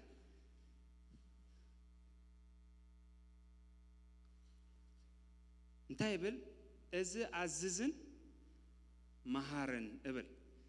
ነቶም ኣመንቲ በቃል በካይዳ በፍቅሪ በእምነት ብንጽህናውን ኣርአያ ኾኖ መንበር ነታን እስነትካ ሓደኳ አይን ዓቃ እዚኣ ነራታ መበገሳ ርእስትና ስለዚህ ንዑ እዚ ሁሉ በቃል በካይዳ ገለገለ ዝበሎ ኣብ መንነትን ኣብ ዕላማን ጥቅልል ኣቢልና ኣብ ክልተ ምዕራፍ ርኢናዮ ማለት እዩ እጂ ታሳለሰይቲ ዘላ ሓሳቢና ኖ መርያ ማለት እዩ እንታይ ትብልሰኻ ቁጽሪ 14 ነቲ ብትንቢትን 14 ነቲ ብትንቢትን ብምንባር ኢድ ሽማግለታትን እተዋህበካ ኣባኻ ዘሎ ጸጋ ኣባኻ ዘሎ ውበት ጸጋ ዕሽሽ ኣይትበሎ ዝብል ኢየሱስ ጎይታ ስለዚህ ሎሚ ንሪኦ ሓሳብ ካብዚ ዝብገስ እዩ ኣገልግሎትን መንእሰይን ኣገልግሎትን ዝብል ምስ ጸጋ ኣምላኽን ምስ መንፈስ ኣምላኽን ምስ ውህበት ናይ እግዚአብሔርን ኣተሓሒዝና ጽቡቕ ጌርና ክርዮ ኢና ማለት እዩ ክብሪ ንጎይታ ይኹን ስለዚህ እጂ ታቀዳመይቲ ነገር ክንፈልጦ ዝግባአና ከም መንእሰያት ወይ ድማ ከም ኣመንቲ ጀነራላይዝ ክንገብሮ እንድሕርቶ ኮይና እግዚአብሔር ከምቲ መጀመርያ ዝበልናዮ እግዚአብሔር በሐድሽ መንነት ካብቲ ጸልማት አውጽዩ ናብቲ ዘገርም ብርሃን ምስእቶና ትናትና መንነት ምስቀየሮ ብድሕሪኡ ዝመጽ ነገር ዝሰዓበ ነገር እንታይ እንድሕርቴልና እግዚአብሔር ሲ ዕላማ ኣብ ህይወትና ከም ዘለዎ እግዚአብሔር ንዓይን ንዓኻትኩን በብግልና ሲ ዕላማ ከም ዝሓንጸጸልና ዝሓለፈ ዝርአናዮ እዩ ማለት እዩ ስለዚህ እጂ እቲ ዕላማ ብምንታይና ኣብዚ ምድሪ ዝኽንገልጾ እጂ እግዚአብሔር ዝለወጦ መንነት ሒዝና ኣምላኽ ረአን ዕላማን ሂብና ነቲ ዕላማን ረአይንካ ብምንታይና ነፈጽሞ ዝብል መጠቃለለ ኣርእስቲ ናይቲ ሰለስቲኡ ትምህርቲ እሱ ድማ ኣገልግሎት በኸውን ማለት እዩ ስለዚህ ኣገልግሎት ዝብል ሓሳብ ብጣዕሚ ገፊሕ ሓሳብ ክኸውን ከሎ ብጣዕሚ ገፊሕ ሓሳብ እዩ ኣገልግሎት ዝብል ናይ ሎሚ ኣርእስትና እሱ እዩ ግን እቲ ዋና ናይ ኣገልግሎት ዕላማ ማለት ኣገልግሎት ክንብል ከለና ብሕፅር ዝበለ ቋንቋ ነቲ ዝተዋሃበካ ናይ እግዚአብሔር ዕላማ ወይ ድማ ናይ እግዚአብሔር ፍቃድ በቲ እግዚአብሔር ዝህበካ ጸጋ ኣብዚ ምድሪ እዚ ምግላጽ ማለት እዩ ኣገልግሎት እሱ እዩ ካልኣይ ኣገልግሎት ንፍቃድ ኣምላኽ ምንባር ማለት እዩ ካልኣይ ሳልሳይ ተqalጥፈኩም ክኸለ ግን ምስቲ ዘሎታ ሽሙ ሓሳብ እንከይዲና ሳልሳይ ድማ ኣገልግሎት ማለት ድማ ነቲ ብኸምኡ ዝተዋሃብካዮ ናይ እግዚአብሔር ውህበት ወይ ድማ ናይ እግዚአብሔር ጸጋ ንኻልኦት ብኸምኡ ምምሕልላፍ እዩ ሕጂ ስራሕን ኣገልግሎትን ዝፈልዩ እንታይ ይመስለኩም ስራሕ ንዓስቢኻ ትሰርሕ ማለት ስለተኸፈልከ ኢኻ ትሰርሕ ብደሞዝ ኢኻ ትሰርሕ ስራሕ ክበሃል ከሎ ሓደ ነገር ክትገብር ከለኻ ስራሕ ወርክ እብሎፍቲ ስራሕ ኩሉ ሰዓት ምስ ዓስቢ ዝተተሓሓዘ እዩ ብኻልእ ኣባህላ ናትካ ስራሕ ሲ እንታይ ቴንሽናል ዝኾነ ሪዋርድ ዝኾነ ነገር ዋላ ኣብ ሮሚ ምዕራፍ 4 ቁጽሪ 1 ክሳዕ 3 ክነግረና ከሎ ብዛዕባ አብርሃምን ናይ ጸጋን ናይ እምነትን ናይ ሕግን ጸጋን ክፈላለዮ ከሎሲ እቲ እንድሕር ተጌርካስ እቲ ዝገበርከ ከም ዓስቢ ኮይኑ ዝመጸካ ዳ እምበር ከም ጸጋ ኮይኑ ኣይኮነን ኢሉ ብኻልእ ኣባህላ እንታይ ማለት እዩ ስራሕን ኣገልግሎትን ዝፈላለዮ ነገር እንታይ ስራሕ እቲ ሰርሖ ስራሕ ኩሉ ሰዓት ምስ ዓስቢ ዝተተሓሓዘ እዩ بخال أبهلا مسحد عيو سلا السخا قلبت كان جيزي خان كل نجار كان أو إنفست تجبرمه كم ناتو أنصار كم ناتو مملأ تادما عصبته هم مالتي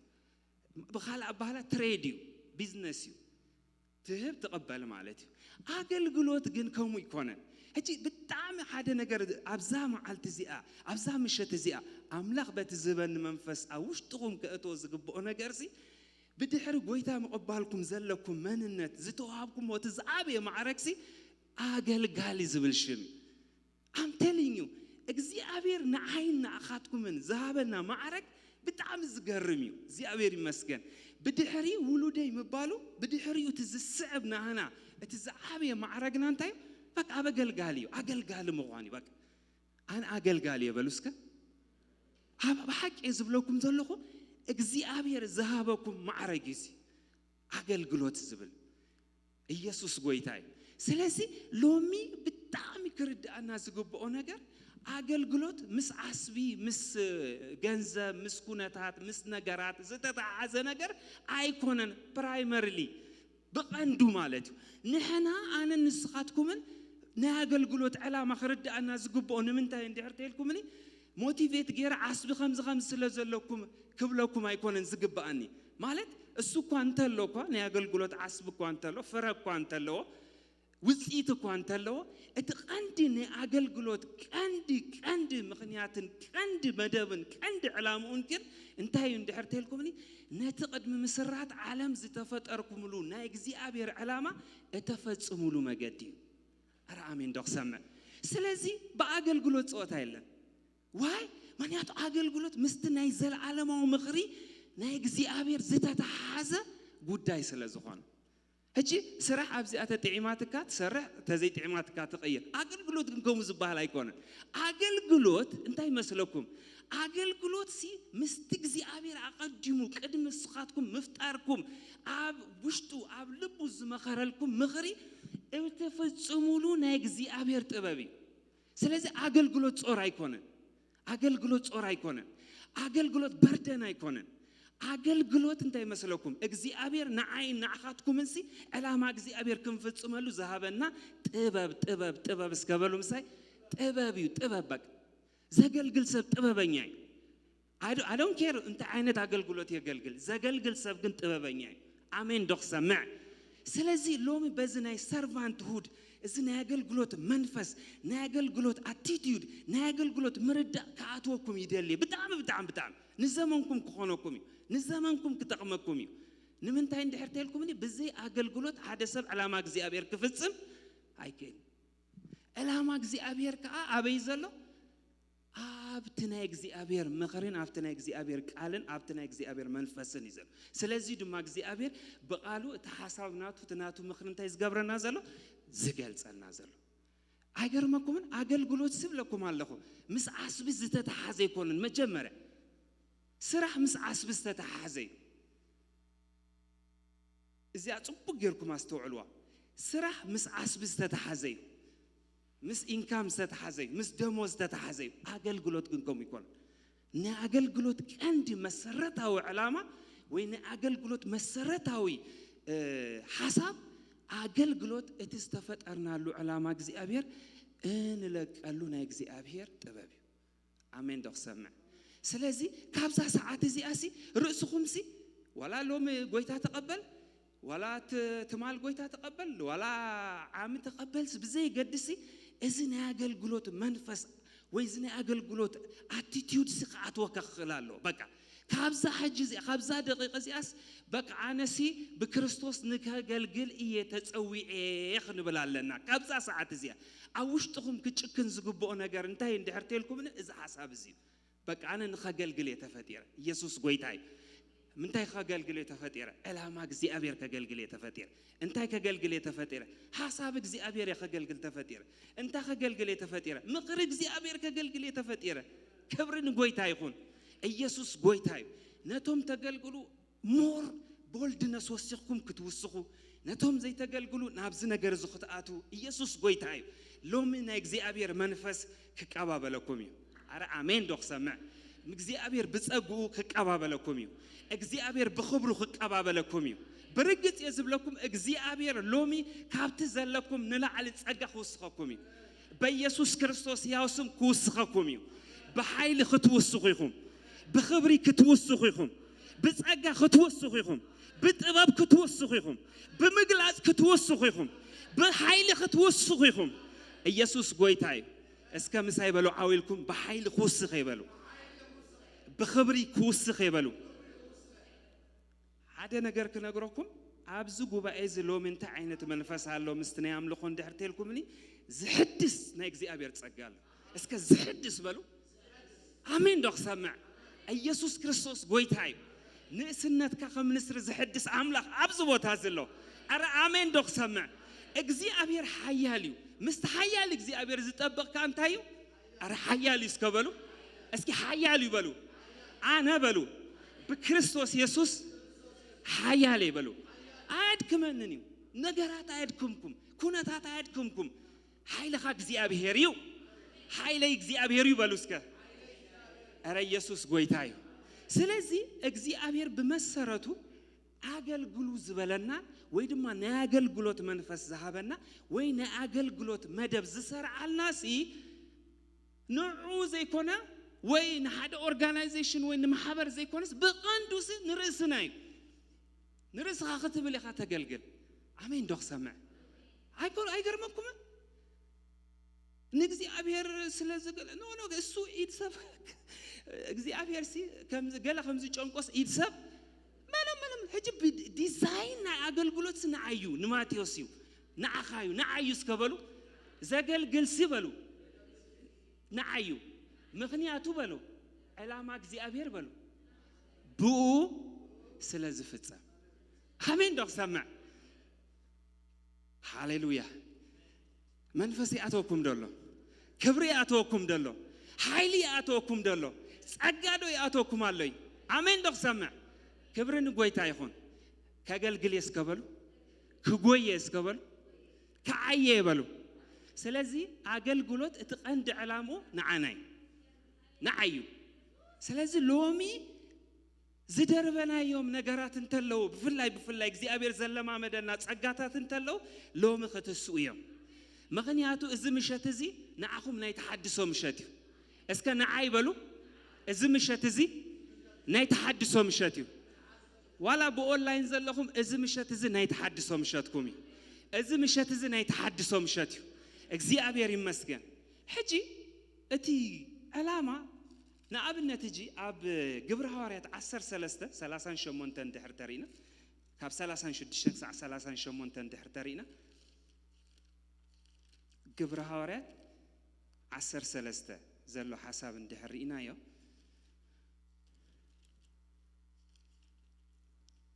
كاب 30 زلو حساب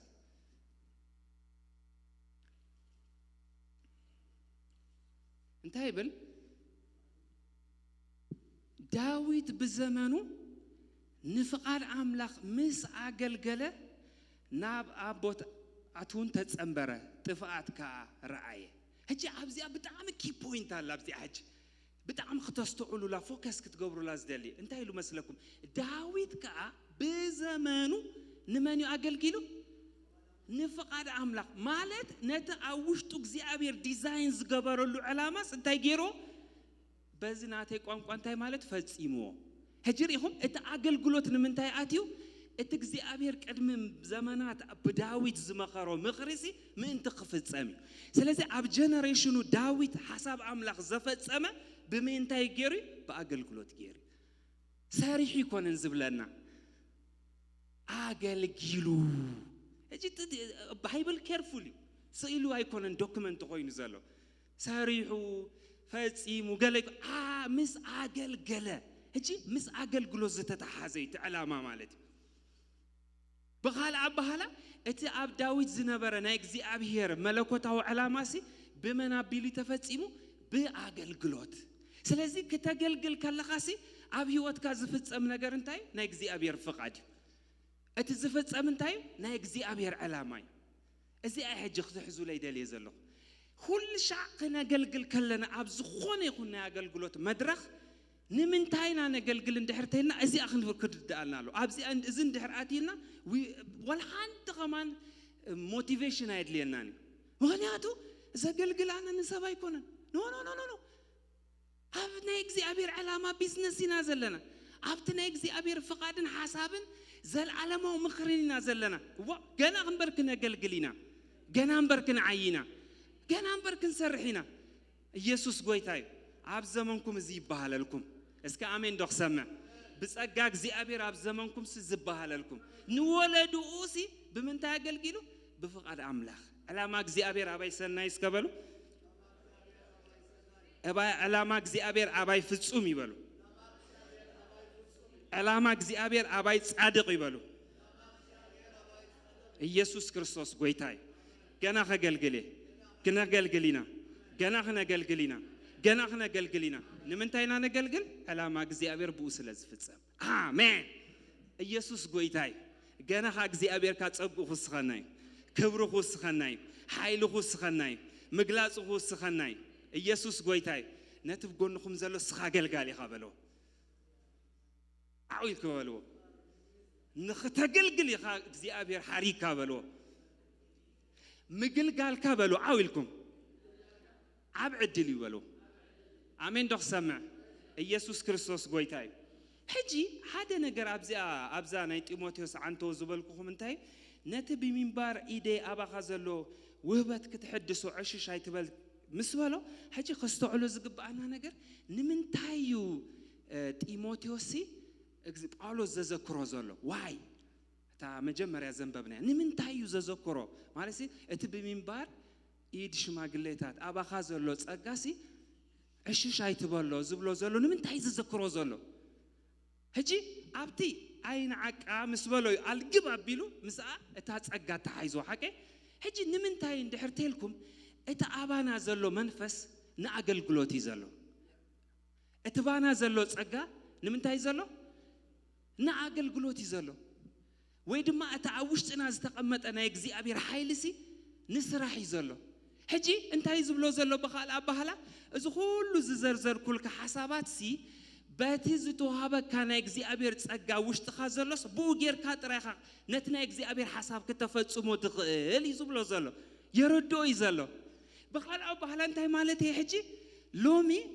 ብምንባር ኢድ እግዚአብሔር ክጥቀመልና እዩ አሜን ክንጽሊና ኢየሱስ ጎይታይ ንነፍስ ወከፍና ክንጸላለይና ጸጋ ድማ ክንካፈሊና ሎሚ it is a practical night አሜን ዶኽ ሰምዕ ኢየሱስ ጎይታይ ስለዚህ ኩላህና ተተሓይዝና ክንጽሊና እግዚአብሔር ብዝተፈላለየ ጸጋታት ከካፍለና እዩ ኣነ ንእግዚአብሔር ይኣምኖ እዩ አሜን ዶኽ ሰምዕ ንእግዚአብሔር ይኣምኖ እዩ ጳውሎስ እንታይ ከም ዝበሎም ትፈልጡ ንሰብሮሜ ብምምጽአይሲ እንታይ ምእንቲ ከካፍለኩም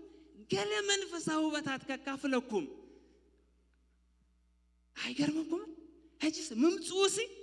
ንሰብሮሜስ እንታይ ከም ዝኸውን ይኣምን ነይሩ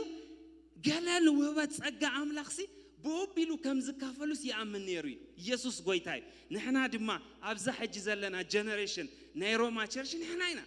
ህያዋን ማሕበር ንሕና ኢና ስለዚ እግዚአብሔር በቃሉ ንሓድሕድና ጸጋ ከካፍለና እዩ እንዳምሃርኩኹም ከለኹ በቃ ነዚ ነገር ዝሕሰቡሉ what do you want today እንታይና ንደሊ አገልግሎትና እንታይ ኣብ ውሽጥና ዝነድድ ዘሎ ነገር እንታይ እዩ ኣብ ውሽጠይ ዝነደድን ዘሎ ነገር እንታይ እዩ ንዑ ተፈጽሙሉ ናይ እግዚአብሔር ጸጋ ክትካፈሉ ኢኹም አረ አሜን ዶኽ ሰምዕ አሜን ገና እንድሕርተል ካብቲ ዘለናዮ ድማ ታኹንኮኒና ክንወስኺና ስለዚ ሓንቲ ነገር ኣብ ውሽጥኹም ሒዝኩማ በዚ ግዜ እዚ ክትጽልዩላ ዝደሊ እንዳሰማዕኹም ነዚ ቃል እዚ ብርግጽ ኤክስፔክት ክትገብሮ ዝደሊ ነገር እንተሎ እንታይ እዩ ኣብ መወዳእታ ክንጽሊ ከለና በዛ ሓሳብ እዚ ክንጽሊና ጸሊና ባርኽና ክንለቀኩም ኢና አሜን ዶኽ ሰምዕ አሜን ምስቲ ዘሎ ናይ ጉባኤ መንፈስ ክንከይዲና እግዚአብሔር ኣብዚ ጀነሬሽን እዚ ንኽብሮ ክጥቀመልኩም እዩ አሜን ዶኽ ሰምዕ ምክንያቱ ኣብ መጽሓፍ ቅዱስ ኣዋልድ ኣለዋ ኣብ መጽሓፍ ቅዱስ ሰብኡት ኣለዉ አረግቶት ኣለዉ መንእሰያት ኣለዉ እግዚአብሔር ከከም ዘድልዮ ብመንፈሱ ተጠቂሙሎም ንዓይ ድማ እስከበሉ ብመንፈሱ እግዚአብሔር ኣብ ዝወለዶ እዚ ክጥቀመለይ ነዚ ድማ ኣነ ከገልግል ኢየሱስ ጎይታይ ንምንታይና ነገልግል ነቲ መለኮታዊ ዕላማ ንምንታይና ነገልግል ነቲ ሰማያዊ ዕላማ አረ አሜን ዶኽ ሰምዕ ሰብ እኮ ንተራ ነገር ከማን እኮ የገልግል እኮ እዩ ንተራ ነገር ይሰርሕ እኮ እዩ ንተራ ነገር እዚ ገረመኩም ነገር ግን ሕጂ ገለገሊኦምሲ ኣብ ሓደ ቦታስ ከፍሮ ከላለዮ ከሎስ ዳርጋ 5-6 ታይትል ነይርዎ ሕጂስ ሓንቲ ታይትል ረሲዩስ ኮምፕሌን ገይሮም ፋይል ኮምፕሌን ገይሮም በቃ እዚ ሰብ እዚ ከምዚ ስለ ዘጉደለሲ በቃ ኣይተሓጎስናን ኢሎ በጣም ዲግኒተሪ እዩ ትሰብት ማለት ኣይተሓጎስ ሕጂስ እንታይ ኢለሽ ሰብሲ ነዚ ተራ ምድራዊ ስም ከማንሲ ቁጥር ከማን ቆፂሩስ ተገዲሱስ ነዚ ነገር እዚ ሓሲቡ ከማንሲ እዚ ጎዲል ንብል ኣቱም ኣነ ንስኻትኩም ልኮ ባሮት ትልዑል ኣምላኽ ኣታምን ዶኽ ሰምዕ እስከ ኣነ በሉ ባርያ ትልዑል ኣምላኽ ኣሜን ዶኽ ሰምዕ እቲ ጠንቋሊት እንታይ ኣለ እዚኦም ባሮት ትልዑል አምላኽ በቃ ኩሉ ይትረፍኩም እዚ ታይትል ዝግና ይትረፍኩም በቃ አነ በሉ አብዙ ወለዶዚ ዕላማ እግዚአብሔር ከገልግል እየተፈጠረ አሜን ዶክሰማ በአክሲደንት የለኹን አብዝ ምድር ዝበሉ በቃ በጋጣም አብዝ ምድር የለኹን ዕላማ እግዚአብሔር አብዝ ቦታዚ አብዝ ምድር ዚ ንኸገልግል እግዚአብሔር ጸውዕኒ ተፈልጡለኹም እዚ አይነት ኤክስፔክቴሽን እንድሕር ተለኩም ምንባር ደስኩም ዝብለኩም ኩሉ ይትረፍ ምንባር በቃ ደስ ብለካ ይጉልልካ ይምላኻ ይሃሉ አይሃሉ በቃ ከም አይነት ጨካን ሰብ ትኸውን ኢየሱስ ጎይታይ በመንፈሱ እግዚአብሔር ሎሚ ተንኪፉኩም አለው እዝና ያገልግሎት መንፈስ ተንኪፉኩም አለው ዕላማኩም ሐሳብኩም ቴንሽንኩም ኩሉ እግዚአብሔር በመንፈሱ ዳሲስወሎ ኢየሱስ ክርስቶስ ጎይታይ ተራ ነገር ምድራው ነገር ንኸገልግል አብዝ ምድር ዘለኹም አብዝ ምድር ዘለና ዓላማ እግዚአብሔር ንኸነገልግል እዩ ስለዚህ ታዝ ተሓተት ዝናአሰት ነገር ዋላ ትኾንሲ አብ ቅድም እግዚአብሔር ሲ ምስ ዕላማ ዝተተሓዘት ያ ኩላ ነገር ማለት ምስ አገልግሎት ዝተተሓዘ ሁሉ ነገር ማለት ምስ ዕላማ እግዚአብሔር ዝተተሓዘ ስለዚህ ሎሚ አብዝ ወለዶዚ አብዝ ታይትል ዝበዝሓሉ ወለዶዚ አብዝ ሰብ ይጎም ብገለን ዝተጨማለቀሉ ዘመን እዚ ሲብለኩም አለኹ እግዚአብሔር በዚ ሰርቫንት ሁድ በዝኔ ባሪያ በዝኔ አገልጋልነት መንፈሲ ይምላኹም አሜን ዶክ ሰምዕ ኢየሱስ ጎይታይ አነ አገልጋል አምላኽ ይበሉ አነ አገልጋል አምላኽ ይበሉ ኢየሱስ ክርስቶስ ጎይታይ ሕጂ ተን ቀልጥፍ ኢለ ከሕዘኩም አፍት ጸሎት ካ ጊዜ ምን ተኸረከ ከባብ ሸሞንተ ዝኾና ነጥብታት ዘዳለኹልኩም አሎ ሰን ጥቅስ ከብለልኩም የሞ ሓሊፍና ክንጽሊና አሜን ኢየሱስ ጎይታይ እቲ ሓደ ካብቲ ኢፌክቲቭ ዝገብረና ንአገልግሎትና አብዚ ዝተጸዋዕናሉ ናይ እግዚአብሔር ዕላማ ክነገልግል ብጣዕሚ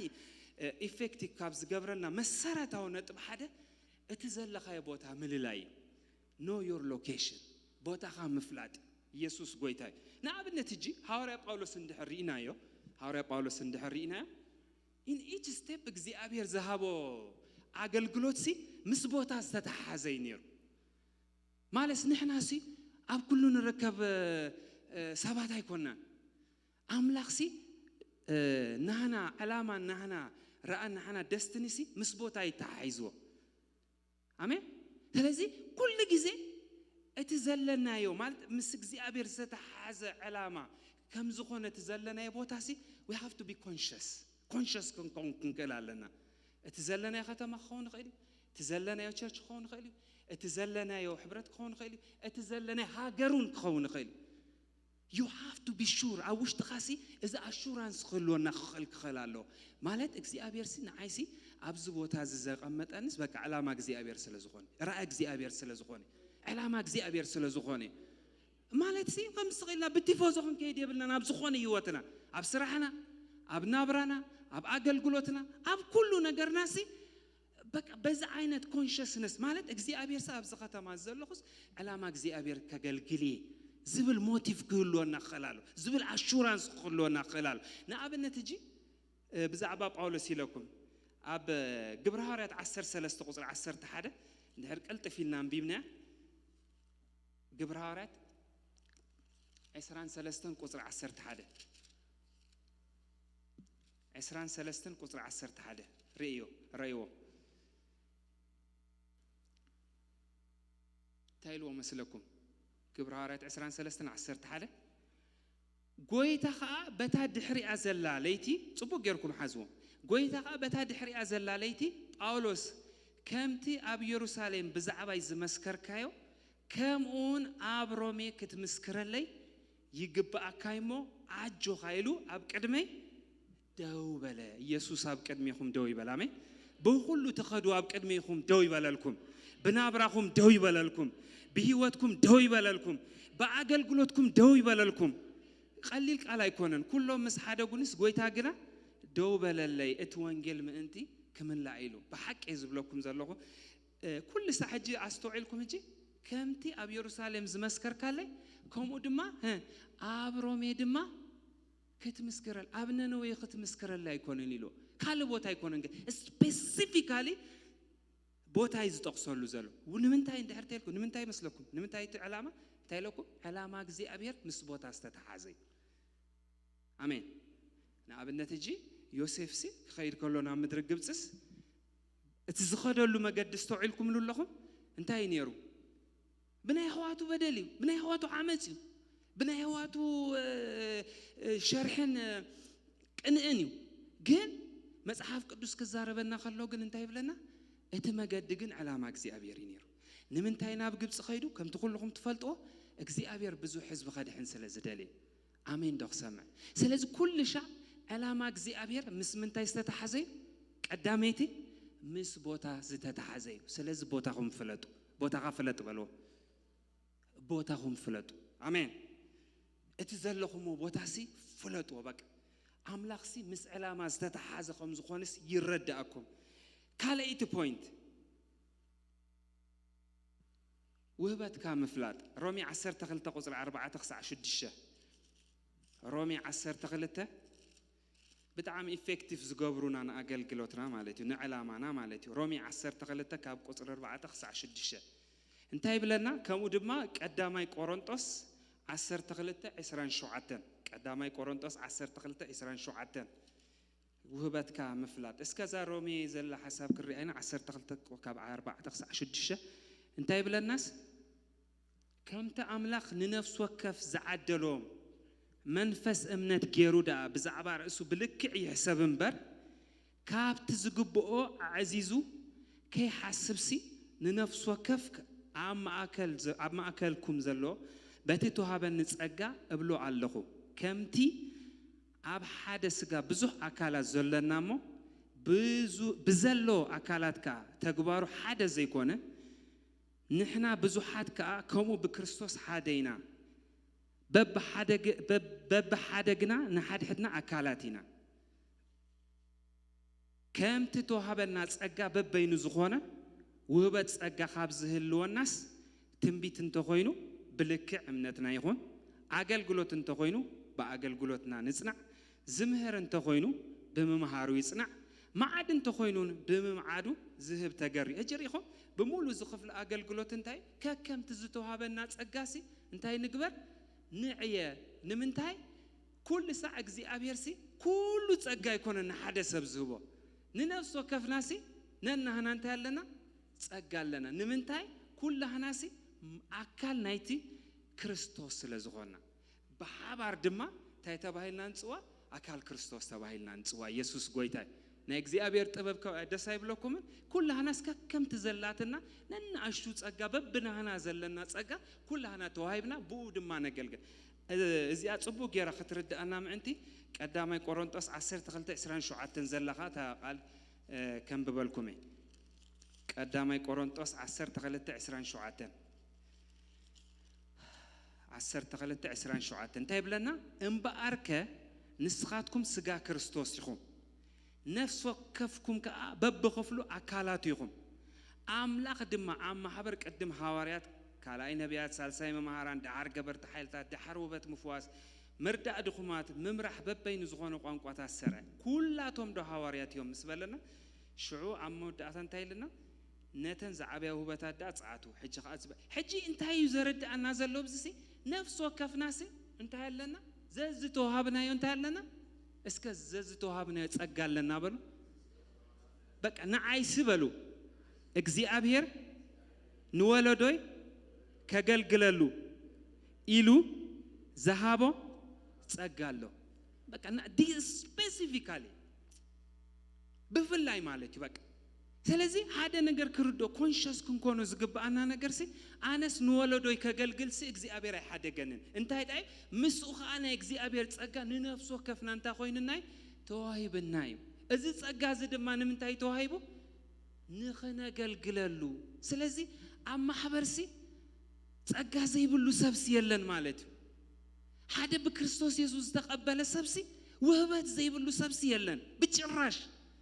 ንውበቱ ዳ አክቲቬት ዘይገብር ሰብዳ አይዘሎ ዳ አምበር ህጅና አምነት ገሊው አክቲቭ ኮይኑ ዘገልግልተል ኦ ናይ እግዚአብሔር ጸጋ በሰብዝ በጣም ፍሉዩ ዋ እግዚአብሔር ጸጋ በዚህ ሁሉ ንብልሽ ኖ that's right አታሐሳስብ አይኮን ኖ እሱ اتنا እግዚአብሔር ወህበዳ ዚያዳ ለዕሊኻ ተጠቂሙሉ ዳአምበር ማዕረ ጸጋ በትናትካ አገልግሎት ተዋይብካይ هجي تفللي زلون تايو اتحدا اكتيفيتي يقبرولو يتقملولو اتحدا خا حيزو خوف كوفتيل كاي خا انت يخوني አይሽረፍኒ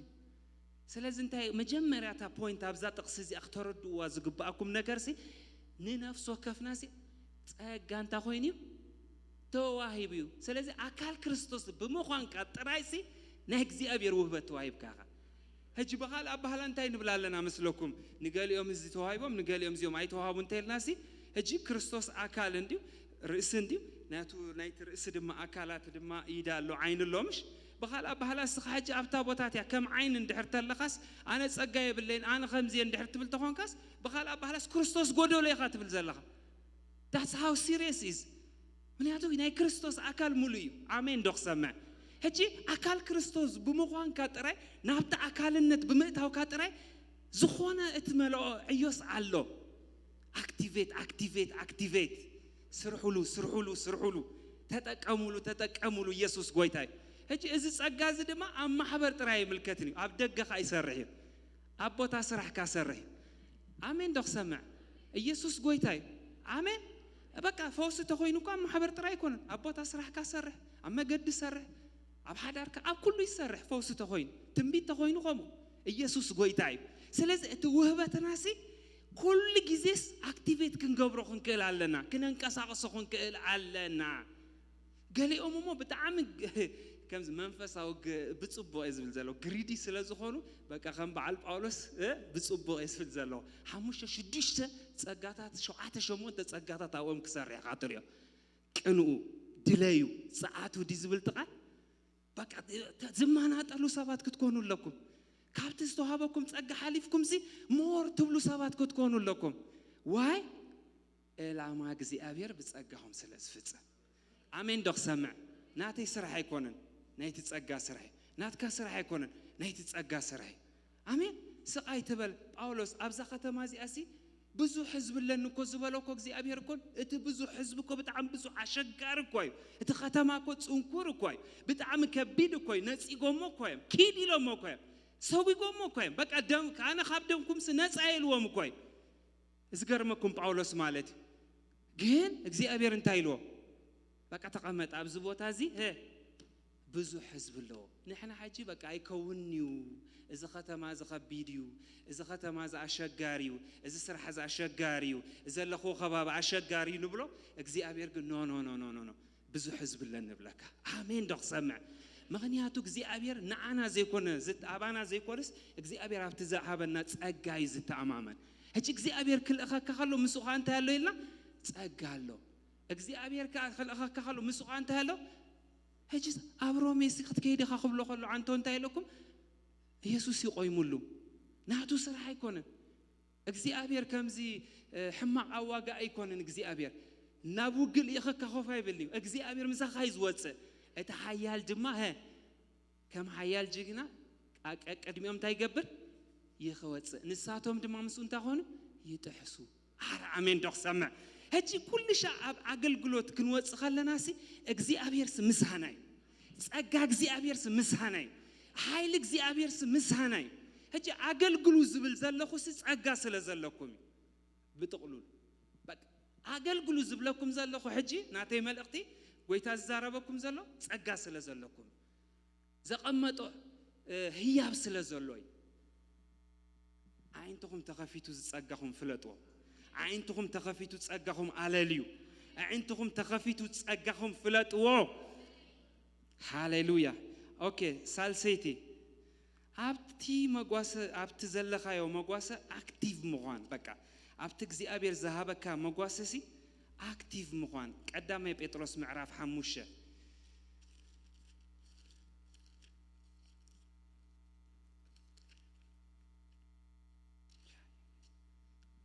قدامي بطرس معرف حموشته قصر سلستن تايبلوم نتوم شماغلتات نتوم غواسوت نعوم عدو يزارب كمي غيرون كغواسيو كم زكبوم ارعا خونكم زلم قصر حموشه راي واج تيبيكالي مالتي انت حلو اتو من اسي قصر حموشة تاتا حسب عفت زلخا مقواس أكتيف مخان أتوم من إسي كمو نتوم زعابيهم تجزؤهم هجي تجزؤهم تبلك على بزح جزء أبزح عند حراستو علكم إنه ترجمات عند حرتاريهم أقل جلوز بالكالي مجزء اسمس أقل جلو تحيز الزاربة بتحتي كونكم سأقل جلو معلتيو أملاخ نعبيات يمعتهم نتوحتات جنات أجا يهبي أمه كلاتكم نحد حدكم من أنت تجزؤ تحتنا تعاتقوا داقين بجزيو نسو العلم أنت قبلكم عب تحت تات نعت إيد أملاخ تحت بلو نسو يحالي لكم يمه نقول له حاليتكم أبو عودقوا هجري ديابلوس اتمس أرتكم زوحت أودليو كم زواج زمان بس أخوين يزور علمه تأنقوا نقحوا إذا حصار مكرازي هجي نت استيل عودن هجي نتوم من إسهات مستزارهم سي استيل يقص لي زلوا تحسب ترديهم من اللهم اتحسابتس عودون هجي نتوم قاسو تزاريبو مش كساع قصر ربعته صبوا غيركم استوعلوا كساع قصر ربعته سي بزعباتهم قاسو تزاريبو له هجي توم قاسو معيدو هجي نتوم من إسهات يزاربهم زلوا ويكانتهم أقوازي يزاربهم زلوا هجي إن دا تزاربهم كله اتمعدو جنا يودن هجي نحنا زود إز مثلنا جنا يودن قصيلو شو أنت يلو مثلكم إذا حصار مكرازي نتوم عب عالم زلوا حواتكم كم زبصحهم كم زلونا فلتكم بأمنة أنهم تقع شعيلو اتب كريستوس يسوس نابنا يزال عالم كبروا زتصوعكم أملاح كل تسقى قرب جزي حصار مكرام تسقاكم نسخ في سماكم كصنعكم كبرتعكم كسرتكمون إيو نزل عالم نعو خبرن سلطان يغنو آمين هجي always نمنتايو أبز حساب زندحريهم نمنتايو أبتحتي توم زعابيهم أقل قلوا زبالهم نمنتاي ندحرتيلا مغنياتو زحالفونكم إليكم أبتحموا قواسخون كا ختقلقل كلا خاسي نابتنات كا فز أمي خات خير زلقا مغنياتو اكزي أبير نتاي زقبر النازلو تريني زقبر النازلو هجي كمان إسياتكم بمنفساوخن بسقا مالتي بخلتو يحجان ريان خلينا عند عبي زخرو زلو منفساوان كنكون نخلينا بمنفساو قوانقوا بسقا أبعد ما أنا أشتو مالتي من إسيات مالتي هجي انت هيزب لنا زلو سي أبت زلخم ومقواس أملاق سي تايقبرو أقل قلو تاقزقو سرحو أكتيف زي كونو سبات هاي تخوني يزب لهم زلو ورق نزي خمانس وقي يلو خمان تتصارروا واي من يادم سوح جزء تمبتيشن الله فتن الله كابت زلخا يا مقواس زوج كابت نقرات الله نخيت عيي نخيت قوي نخيت قلقل تحتي الكان نخيت بس فتن الله كابت تسقى أملاخ توصل واي من تاين دحرت لكم مني أخنياتو سيد أنا نابت السخازة وهابك كدستني توصل عيدلي كان هجي إت مقواس أملاخ زلنا يا مقواس أملاخ سي ألا ما جزي أبير إن في تسملوا مقواس خمس خانة كرد أنا خلاله هجي تحيتي لنا أنت قلقل ناسي ويتحيتي لنا أنت خير ناسي we are not losing anything ولا حد أمكوا أمبش كمان مالتيو تحيتي لنا بمقلقل ناس مستنا يجزي أبير تسقى هيواتنا زمننا كم زراقة بيزنا كرا الناس آمين دخ سمع هني هذا بدعامي بمقواس أملاخ بدعامي سيريس كون هني هاتو أبو أقلقلو تيو نتصبح نقول دستني خمس غفتلكم be active أفتزلكم ومقواسسي أبزلنا ومقواس active كنكون كنكلالنا نمن يتسقازهم نتوم تحتي لهم زقلقلو أبي أبت مقواس أملاخ أبت تحتمن أبت تحتهم زعابيوم سلازي كم من إسيا كم آمنتي أب زمن ناخن عوة انتحر تخوينا بزنا جرزي بز أقل جلوس بز عيو بز علامة خنوات تخوي ناسي اتزن قبرو زلنا أقل جلوس نخنتو أيقونن ألا ما سلزلو إجزي أبير يدالو الناس سلزلوي هجي عنتو أنت زحلف أنت لكم إجزي أبير سي لومي زدال تمالي زدالو الناي نتصبح نجوزوت أنا مشي لكم هذا بايت هزيو عبد زلنا يا مقواسس أنت نقبل نقل قل آمين دخ سمع إجزي أبير كعبد سبق وقتك عملنا آمين رابعتي كاب حمع أركنة دمه نرحى زيادة الصحة زواج قدامي كورنثوس 10:33 قدامي كورنثوس 10:33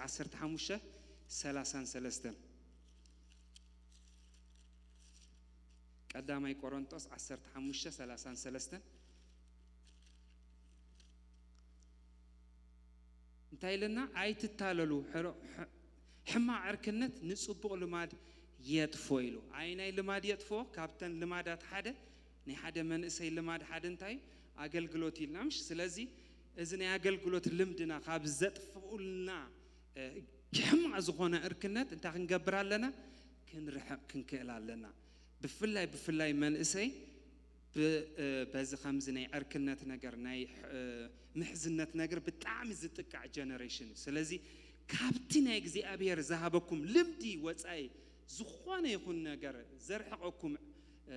ኮምፓኒየንሺፕ ወይ ከዓ ምሕዝነት ፍጹም ኮምፕሮማይዝ ክትገብሩ የብልኩምን always ብጣዕሚ ንቑሓት ክትኮኑ ኣለኩም ካብ ዘይጠቕመኩም ዕርክነት ስርሓቑ ሲምፕል መሴጅ አሜን እግዚአብሔር ይመስገን ሓሙሸይቲ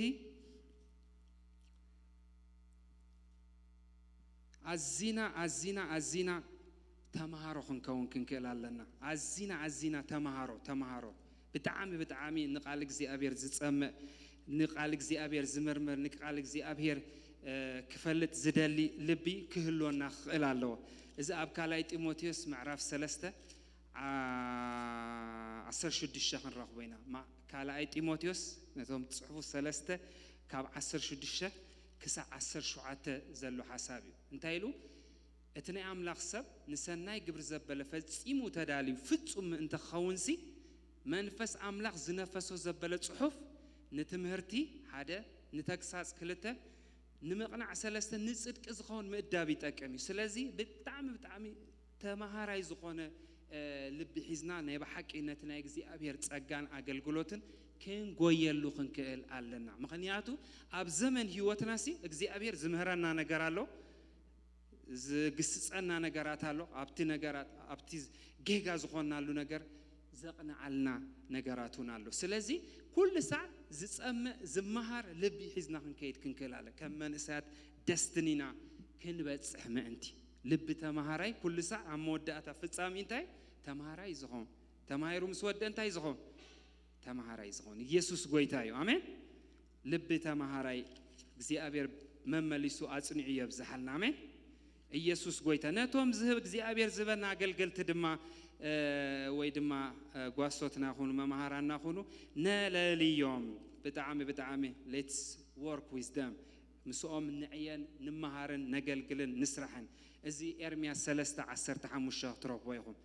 ኤርምያስ 3:15 ኤርምያስ 3:15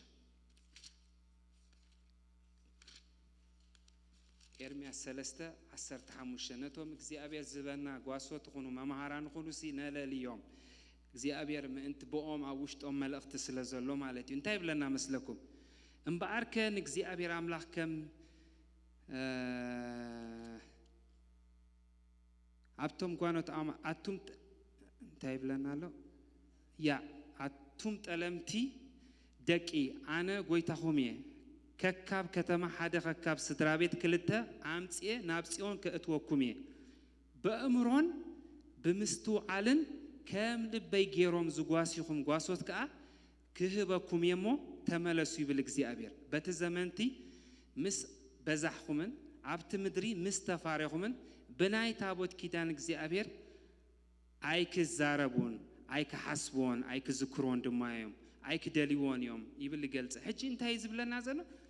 ከብዛሓኩም እየ ኣብቲ ምድሪውን ከፍርየኩም እየ ስለዚ እግዚአብሔር ኩሉ ሰዓት ጓሶት መማሃራን ዝበና ንምንታይ ከም ልብ እግዚአብሔር ገይሮምሲ ናብቲ ናይ እግዚአብሔር ፍቃድ ተኽገብሩ ናይ ምእንቲ ኸእቱ ናይ ስለዚ በኻል ኣባህላሲ ኣምላኽ መማሃራን ዝህበናሲ ንምንታይ ፍቃዱ ምእንቲ ክንፈልጥ ብኦም ጌርና ሓሳቡ ምእንቲ ክንፈልጥ ስለዚ always ነቲ እግዚአብሔር ዝበና አገልገልትታት ፕሮክሲ ኾን ኸይሉ በዚ ኣብ ማሕበርና ዘሎ ኾን ኸይሉ ኩሉ ግዜ ማለት እዩ ክነለልዮምን ካብኦም ክንመሃርን ይግባአና ምክንያቱ እግዚአብሔር ሲ እቲ ፖይንት እንታይ ኣምላኽ ብኦም ገይሩ ዝሃቦ ጸጋሲ ንዓዩ ንዖም ዝሃቦም ጸጋስ ንዓዩ ስለዚ ብኦም ኣቢሉ እግዚአብሔር ሲ ክጥቀመልና እግዚአብሔር ስሩሕ ስለዚህ ኣብ ትሕቲኦም ከዓ ምስ ተጓሰና እንታይ ንኾን ንበዝሕ ንዓቢ ንፈርድማ ኢየሱስ ጎይታ እዩ ኣሜን ተኽሰምዕ ክበዝሕ እስከበሉ ገና ክፈሪ የበሉ ኣሜን ተኽሰምዕ ኣምላኽ ብኸመይ ጸጋ ከም ዝኸበበኩም ትፈልጡ ንዓይን ንዓኹምን ምእንቲ ክንወፅእ ምእንቲ ክንዕወት ኣብ ህይወት ምእንቲ ዕላማ እግዚአብሔር ብዓይን ብኣኹምን ክፍጸም ኣሜን እግዚአብሔር ይመስገን ታናይ መወዳእታ ድማ ሰናይ ገድሊ እምነት ንጋደል እዚ ኩሉ ጌርና እዚ ኩሉ ዝፈሊጥና እዚ ኩሉ ሓሳብ እዚ ድማ እግዚአብሔር መሊእና ብጣዕሚ ብዙሕ ቻሌንጅ ክህሉ ክእል እዩ ግን መጽሐፍ ቅዱስ ግን እንታይ ብለና መስለኩም ኤፌሶን ምዕራፍ 6 ካብ ናይ መወዳእታ መዛዘሚና ኤፌሶን ምዕራፍ 6 ካብ ቁጽሪ 10 ካብ 11-12 ደሓንበቦ እቲ ቅልስና ምስ ሕልቅነትን ስንጣላትን ምስ ናይ ጸልማት ገዛዕቲ ዓለምን ምስ መናፍስተካይን ኣብ ሰማያት እምበር ምስ ስጋን ደምን ኣይኮነን እሞ ንፍሕሶ ሰይጣን ምቋምን ትኽትቆሉስ ኩሉ ኣጽዋር ኣምላኽ ልበሱ ስለዚህ በተአኪት መዓልት ምቋምን ትኽትቆሉ ኩሉ ምስ ኣስለጥኩም እንደው ክትብሉስ ብዘሎ ኣጽዋር ኣምላኽ አልዕሉ ስለዚህ ኣብዚ ዝነገረና ዘሎ ነገር እንታይ ብዙሕ ቻሌንጅ አሎ ብዙሕ ውጋ አሎ ግን ሓደ መንፈሳዊ ነገር ክርዳእና ዝግብኦ በትዕውት ዝኾነ ጎይታ ሒዝና መስቲሱ ዝሃበና ናይ እምነት ኣጽዋራት ናይ ጽድቂ ኣጽዋር ናይ ተስፋ ኣጽዋር በሙሉ እዚ ሊስት ገይርዎ ዘሎ ኣጽዋራት ለቢስና ንቀድሜና ንገስግስ ንቀድሜ ክግስግስ የበሉስ በክርስቶስ ኢየሱስ በሉ እቲ እግዚአብሔር ዝሃበን ዕላማ ኣብዚ ወለዶዚ ከገልግለ ዕላማ እግዚአብሔር በሉ ብህይወተይ ክፍጸም እዩ እስከ ከገልግል ዝደል ሰብ ኢዱ ሓፍ የቢሉ የርየኒ ከነገልግሊና ገና አሜን እዮ እግዚአብሔር ክንዓይና አሜን ዶኽ ሰምዕ ኢየሱስ ጎይታ እዩ ክንትሲና መሆን ጽሊና እግዚአብሔር ይመስገን ሻላዳና ማሴፕ ለለለለለለቦስ እስካሁን ጽሊና ምስትና እግዚአብሔር መንፈስ ሓቢርና በትዝተዋሃበና መንፈስ ድማ ገና ክንቅጽሊና ብጸሎት አሜን ጸሊና ድማ ወዲና እግዚአብሔር ይመስገን ሃሌሉያ እስከነ ምዝቃል ዝተሰማሚዕኩም ጸልዩ እስከ ኢየሱስ ጎይታ ምዝቃል ዝተሰማሚዕና እንጸሊ ሃሌሉያ ራዲ ላማሶ ፕሮዶኖ ሞጀኔ ማሳ ፕራዳላላቦት እስከ ንጸሊ ሃሌሉያ የእዳውኩም ዘርጊሕኩም እስከ ንጸሊ ማንዶሮሶ ፕሮዶሎሎቦሲያ ፕራጀለ ማንታራባሳ ሬዴሌ ቦዳላላባሴ ፕሬዴሌሌሌላቦስ እስከ ንጸሊ ምስት መንፈስ ኮይና እስከ ንጸሊ ሃሌሉያ ሃሌሉያ እስከ ናይ እግዚአብሔር ጸጋ ይቀባበላለሁ እንዳበልና እንጸሊ በቃ እስከ ንጸሊ ምስት ናይ እግዚአብሔር ጸጋ ሓቢርና እንጸሊ በቃ እግዚአብሔር በመንፈሱ ገና خረዳአኒው እግዚአብሔር በጸጉ ገና خረዳአኒው ብርግጽ እግዚአብሔር ዘሃበን ክቡር መንነት ሒዘ ዕላማ እግዚአብሔር ተቀቢለ ኣብዚ ወለዶዚ ነትና እግዚአብሔር ዕላማ ነትና እግዚአብሔር ሐሳብ ከገልግል እስከንበል እስከ ንወስን ኢየሱስ ጎይታይ ነዚ ጸጋ ዝንዳ ተቀበልና ንወስን ጎይታይ መስገን ሃሌሉያ አሜን አሜን አሜን እስከ ንጸልይ ሃሌሉያ ማትሮጃ ላባዲና ማክሮሶ ፕሮጆ ላባዲና ማሳን ሬዴሌ ማሳ ፕሮዳላባሻ ፕራዳላላላሴ ኤዳማሾ ፕራዳላማሲያ ፕሮዶሎሎቦሲያ ኤክራሶን ፕራዲና ማሳ ፕሮጀሌ በቴለና ማሳ እስከዳኩም ሓፋብ ቢልኩም ጸልዩ እግዚአብሔር ይመስገን ንወለደኹም ዝኸውን ጸጋ ተቀበሉ ሃሌሉያ ንወለደኹም ዝኸውን ክብር ተቀበሉ ሃሌሉያ ንወለደኹም ዝኸውን ኃይል ተቀበሉ ሃሌሉያ ማዲላ ባሶ ፕሮዶሎሎሎቦሲያ ፕራጃላማ ሃሌሉያ እስከ ኣብዚ መንፈስ ዝኸለና ሓደ ቃል ከንብቤሞ ኣብዚ መንፈስ ዝኸለና ሓደ ቃል ከንብቤሞ ብኡ ድማ ክንጽሊና ኢየሱስ ጎይታ እዩ እንታይ ሉሲ በተንዳሕሮት መዓልታት ክኸውን ይብል ኣምላኽ ኣብ ልዕሊ ስጋ ዘበለ ኩሉ ካብ መንፈሰይ ከፍስሴ ኣወዳትኩምን ኣዋልድኩምን ክንበዩ ኣግባስኩም ከዓ ራእይ ክርእዩ ኣረገውትኩም ከዓ ሕልሚ ክሓልሙ እዮም በተን መዓልታት ድማ ኣብ ሰብኡትን ኣንስትን ባሮተይ ካብ መንፈሰይ ከፍስሴ ንሳቶም ከዓ ክንበዮም እግዚአብሔር ይመስገን ኣብ መወዳእታ ክብል ከሎ ድማ እንታይ ኢሉ ስም እግዚአብሔር ጽውዕ ዘበለ ድማ ክድሕን እዩ ኢየሱስ ጎይታ እዩ ሃሌሉያ اسكا بقى بز منفس زلومي እግዚአብሔር ከም በሐድሽ በዝ ጸጋዚ ይምላ አንኸንበሊና ሃሌሉያ መጽሐፍ ቅዱስ ክዛረብ ከሎ አብ ጸጽባህ መንፈስ እንታይ ግበርኩም አረ አሜን ዶክ ሰምዕ ኢየሱስ ጎይታይ ሎሚ በክብር ተመሉ ሎሚ በጸጋ ተመሉ ሎሚ በኃይል ተመሉ ንዘመንኩም ተገልግሉሉ ጸጋ በኢየሱስ ስም ሎሚ ይምላአኩም የሐዋቴ ክብር እግዚአብሔር አብዝቦታ ዘሎ ኃይል እግዚአብሔር አብዝቦታ ዘሎ ብርግጽ ዝፈስስና እግዚአብሔር ቅበሎ ሃሌሉያ ዝፈስስና እግዚአብሔር ቅበሎ ሃሌሉያ እስከ በሉ በክርስቶስ በሉ ና እግዚአብሔር ኃይል አብልዕለዩ በኃይል እግዚአብሔር ተዓጢቀ በሉ አብዝ ወለዶዚ ንሰይጣን ረጊጸ ንአጋንንት ረጊጸ ንሁሉ ኃይል ጸላኢ ረጊጸ ننا እግዚአብሔር ክብሪ ننا እግዚአብሔር ፍቃድ ከገልግሌ ንስጋ ሲዕረ በሉ ንጸልማት ሲዕረ በሉ ንሞት ሲዕረ በሉ ንግዚአብሔር ከገልግሌ ንግዚአብሔር ከገልግሌ መንፈስ እግዚአብሔር አባይ በሉ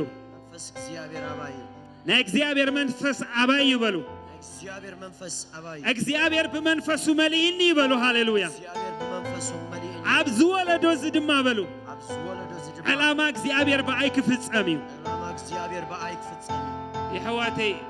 መንፈስ ቅዱስ በሐቂ ዓላማ እግዚአብሔር እንዳበልና እግዚአብሔር ቤትና ክሰርሕ እግዚአብሔር ህይወቴ ክሰርሕ እግዚአብሔር ናብራይ ክሰርሕ በሐቂ ዝብለኩም ንዓላማ እግዚአብሔር ደው ዝበለሰብ እግዚአብሔር ንቤቱ ክሰርሕ ናይ ግድን እግዚአብሔር ንህይወቱ ክሰርሕ ናይ ግድን ምክንያቱ ንኹሉ ሓልየትኩም ናኡ አውድቆ ምክንያቱ እሱ ይሓልየልኩም እዩ አሜን ዶክ ሰምዕ ሓልየትካ ብእግዚአብሔር ክትወድቕ ከለኻ እሱ ድማ ይሓልየልካ ሎማ ሓልየትኩም አውድቆ አቡ በቃ አብ እግዚአብሔር አውድቆ ሃሌሉያ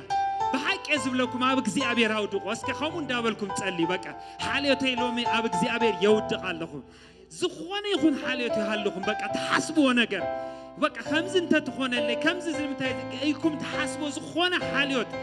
ኣብ ቅድሚ ናይ መንፈስ ቅዱስ ቅብኣት አውድቆ ኢየሱስ ጎይታይ አረ አሜን ዶክ ሰምዕ አውድቆ እስከ በቃ ጸልዩ እግዚአብሔር ይመስገን እሱ ሓልየለይ እስከ በሉ አሜን ዶክ ሰምዕ የስ ብዙሕ ነገር የድልየካዩ ኣብ መጻኢኻ የስ ብዙሕ ነገር የድልየካዩ በሓዳር ብናብራ ብብዙሕ ነገር እሱ ግን ይሓልየለዩ እስከ ይሓልየለይ በሉ ዓዊልኩም እግዚአብሔር ይሓልየለይ በሉ እቲ ቅዱስ ይሓልየለይ በሉ በሐቂ ዝብለኩም ንዕላማ እግዚአብሔር ስዒቡ ዝኸሰረ ሰብ የለን ሓደ ታሪክ ክነግረኩም ኣብኡ ከለኹ ኣብ ኣእምሮይ ስለ ዝመፀይ ኣብኡ ጠጠው ኢልኩም ከለኹም ክንፅሊና ቀፂልና ሶሪ ሒዘኩም ግን ሓደ ነገር ክነግረኩም ኣብ ዓዲ እንግሊዝ ሓደ ስሙ ሳይንቲስት እዩ ማለት ዝወፀ እዩ ብዙሓት ኣብ ትምህርቲ ዝሓለፍኩም ትፈልጥዎ ኢኹም ናባይ ረኣዩ ድሓን ፀገም የለን ሕጂ እንታይ መስለኩም ማይክል ፋራዳይ ዝበሃል ብዙሓት ኣብ ብሃይ ስኩል ዝሓለፍናስ ንፈልጦ ኢና ሕጂ እዛ ወዲ ዓዲ እንግሊዝ እዩ ዝገርመኩም ነገርሲ እቲ ናቱ ባክግራውንድ ማለት እዩ ማይክል ፋራዳይ ዝበሃል ድሓን ሕፅር ኣቢለ ክነግረኩም እዚ ሰብ እዚ ሕጂ ማለት እዚ ዲናሞ ዝመሃዘ ሰብ እንድዩ كل هنا حجي ناتو بركة تخافلتينا بفلات بزي فلات نمنتاي مسلكم ننا إلكتريك إنرجي ويد ننا إلكتريك باورسي كم نام من كسقاس نخ متسسي بقى بيزيك زخونة invention زفات أرسابي كريت زجبر أرسابي دينامو زفات أرسابي ترى هون زما هذا سابي حجي إذا سابزي كابتك عند ناتو ملالي ناتو سي انتاي بلو مسلكم اتناتو فاميلي سي بتعام عزيوم دخاتات سبات يوم نيروم عزيوم دخاتات يوم بقى دخاتات بزوات قالهم دخاتات يوم كاب عدينا لندن ستل كجبرو يوم آتيوم كن بدخلنات يوم زحلفون يروم كن عبتناتو مسكرنات دحرام بيبكم انتاي بلنا ازيوم صدراجن صدرو نوعو ازيوم صدراجن بويتا حقوساتن نقالك زي أبير دما كم فتصوم حقيق الأملاك جيروم زقبلوا سبات يوم نيروم بلنا أبتنا توم بايوغراف كوي يت ዓለም ሰለብሬት ትገብሮ ጀነሬሽን ሰለብሬት ዝገብሮ ሳይንቲስት ካቦ ሞጽ አረ አሜን ዶክሰም ብዛዕቡ ክዛረብ ከሎ እቲ ጽሑፍ እንታይ ይብል እዚ ሰብ አይሲብሉ ክዛረብሉ ከሎ አዝዩ ንጎይታ ዘፈቱ ምድሓን ድማ በክርስቶስ ከም ዝኾነ ጥራይ ዝኣምን ዝሰብኽ ኣብቲ ዝነበረሉ ጀነሬሽን ድማ ኣብቲ ዝነበረሉ ማሕበር ድማ ከም ሽማግለ ኮይኑ ዘገልግል ዝነበረ ሰብ ሳይንቲስት እኮ ዝወፀሉ ሳይንቲስት መኪና ዘይዝውር ሰብ መቼም የለን ዳርጋ ዝበዛሕና ኣብዚ ዘመን እዚ ናቱ ውፅኢት እቲ ኢንቨንሽን ሲ በቃ ክሪኤቲቭ ዝኾነ ኢንቨንሽን ቤንዚን ከይተረፈ ሚሂዙ ከም ኬሚስት አእምሮ ሲ ብሪሊያንት በቃ ዝተባረኸ አእምሮ አረ አሜን ዶክሰም ግን ኣብ ማሕበሩ ግን ከም እንታ ኮይኑ የገልግል ነይሩ ከም ሽማግለ አቱ ማሕዋቴ እግዚአብሔር አውሽጥኹም ሲ ንጀነሬሽን ዝተርፍ በረከት ኣለዎ እስኪ አሜን በሉን ይበጃኹም አሜን በሐቅ የዝብለኩም አይ ዶንት ኖ ካናዳ ኻባኹም እንታይ ክትረከብ አይ ዶንት ኖ እትስ ገደፍና ዮ ምድር ኻባኹም እንታይ ክረከብ ግን ኣብዚ ወለዶስ ሲ ካባኹም ዝወፅ ዝኾነ ነገር ኣሎ አሜን አሜን በቃ ዝኾነ ነገር ሰዓሎ በቃ አሜን ዕላማ እግዚአብሔር ሰዓሎ አሜን ጀነሬሽን ዝባረኹሉ ናይ እግዚአብሔር በረከት ሰዓሎ አሜን ግን ነገልግል እትናህና ዓላማሲ ምስ አገልግሎትና ዝተተሓዘ ስለ ዝኾነስ በቲ እግዚአብሔር ዝሃበና ጸጋስ ነገልግል ከገልግል የበሉስ ከዓውልኩም ገልግል እዚ ኻ ዘገርም አይኮነን በዚህ አመን ጽሕፍ ተخبارخኩም እግዚአብሔር ይመስገን እስከ እንዳጸለና ነዚ ቃል እዚ ንስማዕ እስከ እንታይ ሉሲ ኣብ ካልኣይ ጢሞቴዎስ ምዕራፍ 1 ቁጥሪ 6-7 በዚ ምኽንያት እዚ አምላኽሲ መንፈስ ኃይልን ፍቅርን ቅጽዓትን እዛ ቅጽዓት ትብል ሳውንድ ማይንድ ጥዑይ አእምሮ እምበር መንፈስ ፍርሃት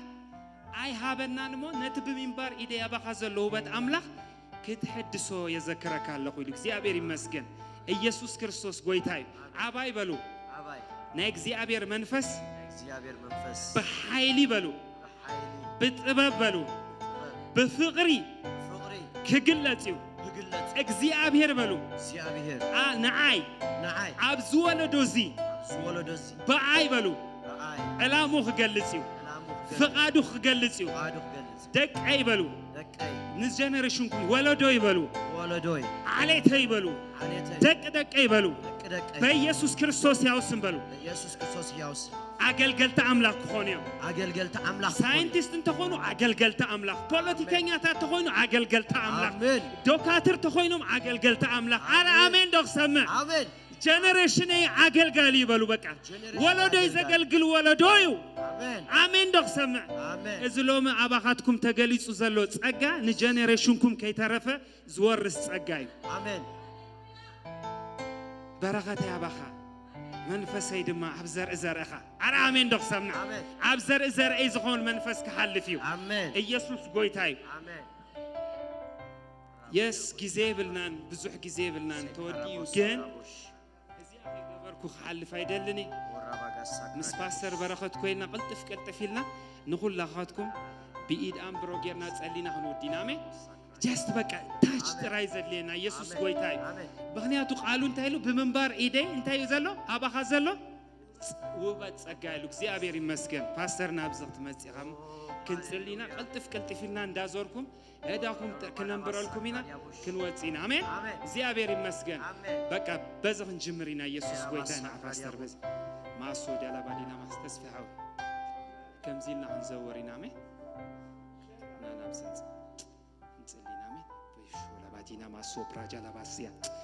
ሬጆ ለባዲና ማክሮስቶ ዶሎቦሳ ፕራዳና ማሳ እግዚአብሔር በሁሉ ፈራይ ጌርካዩ እግዚአብሔር በሁሉ ክትበዝሕ ጌርካዩ እግዚአብሔር በሁሉ በቃ ዝተንከፍካ የዘበለ ሁሉ ፈራዩ በቃ ሆሙ ይዝብል በቃ ፈራይኻ እግዚአብሔር መስገን በሁሉ ዘመንካ ክትፈሪኻ በሁሉ ዘመንካ ክትፈሪኻ ናይ እግዚአብሔር ጸጋ በሁሉ ዘመንካ ፈራይ ጌርካዩ በቃ ዝፈሪ እንዳፈረ ዝበዝሕ እንዳበዝሕ ዝበዝሕ ናይ እግዚአብሔር ጸጋ አባኻ አትዩ በዚ ሰዓት እዚ አባኻ አትዩ በኢየሱስ ክርስቶስ ያው ስም ጸጋ እግዚአብሔር ሐሊፍካይ ክብር እግዚአብሔር ሐሊፍካይ መጎስ እግዚአብሔር ሐሊፍካይ ገና ክትዝምር ኢኻ ገና ከተገልግል ኢኻ ገና ክትሰብኽ ኢኻ ገና በደባባያት ክትወጽ ኢኻ ገና ዓላማ እግዚአብሔር ክትፍጽም ኢኻ እግዚአብሔር ገና በቅድሜኻ ብዙሕ አደባባያት አዳሊልካዩ እግዚአብሔር ገና አደባባያት አዳሊልካዩ አብ ቅድሜኻ ጎይኻ ዘይትውዶ እኽሊ አብ ቅድሜኻ አለሁ በኢየሱስ ክርስቶስ ያው ስም በዚህ ጸጋ እዚህ ተመላለስ በዚህ ክብር እዚህ ተመላለስ ዘመን ካን አዳር ካን ህይወት ካን ሁሉ ተባረከ ይሁን በኢየሱስ ስም አሜን ክብርን ጎይታ ይሁን ሼላ ማከራሶት ለቤሌቤሌቤሌላ ሞሳፍራ እሺን ኢየሱስ ናይ መንፈስ ክብር አባህ ይحلف በኢየሱስ ስም ናይ መንፈስ ክብር አባህ ይحلف ናይ መንፈስ ክብር አባህ ይحلف ብሽም ኢየሱስ ለሁሉ መጠረጣር ሲሩ በኢየሱስ ክርስቶስ ርግጽነ ዘይመጽ ናይ መንፈስ ቅዱስ ምትንካፍ አባኺ ይምጻ ካብዛ ሰዓት እዚ አጀሚሩ ህላውነት መንፈስ ቅዱስ ንኹለንተናኺ ይቆጻጸር በጌታ በኢየሱስ ስም ናይ መንፈሱ ኃይል ባኺ ያለፍ ብሽም ኢየሱስ አሜን ክብርን ጎይታ ይሁን አሜን ኢየሱስ ጎይታ ማሶ ብራባላላ ማሲያ ፕሮጀክት ለበዲና ማክራስታ ራዲያላ ባሶ ፕሮጀክት ለበዲና በዳባሲያ ጸጋ እግዚአብሔር ሐሊፍኪ መጎስ እግዚአብሔር ሐሊፍኪ ኃይል እግዚአብሔር ሐሊፍኪ በኢየሱስ ስም ምጽንና ዘምጽና እግዚአብሔር መንፈስ ባአኸ ሐሊፊ ኢየሱስ ጎይታይ ምጽንና ዘምጽና እግዚአብሔር ጸጋ ብሽም ኢየሱስ ክርስቶስ አብ ህይወትኪው ምጽንና ዘምጽና እግዚአብሔር ጸጋ ሃሌሉያ በኢየሱስ ስም ልብኺ ይጸናና በጸጋ አምላክ መመልሱ ይጸናናን ይጽናን ብሽም ኢየሱስ ነዲያ ታላባጀላ ባስ አሜን ኢየሱስ ጎይታ ተባረክ ተባረክ ሃሌሉያ እግዚአብሔር ይመስገን እግዚአብሔር ሰላም ኪው እስከ እግዚአብሔር ሰላም ይበል አብ ዙሪያ ሰላም ይበል አብ ህይወቴ ሰላም ይበል እግዚአብሔር በሰላም ይምላህ ንልብኽን ሐሳብክን በሰላሙ ይምላአዮ በኢየሱስ ስም በሰላሙ ይምላአዮ በሽም ኢየሱስ ክርስቶስ ስም ሰላም ክርስቶስ ንልብኽ ይግዛአዮ አብ ማዕበላትክ ሰላም ክርስቶስ ይግዛ በኢየሱስ ስም አብ ልብኽ ይግዛ በሁሉ ናይ ሥራ አፍ ደገ እግዚአብሔር መመልሱ ይክፈተርኪ ብሽም ኢየሱስ ክርስቶስ ትደልዮ ልማኖ ዘበለ ሁሉ ይሃብኪ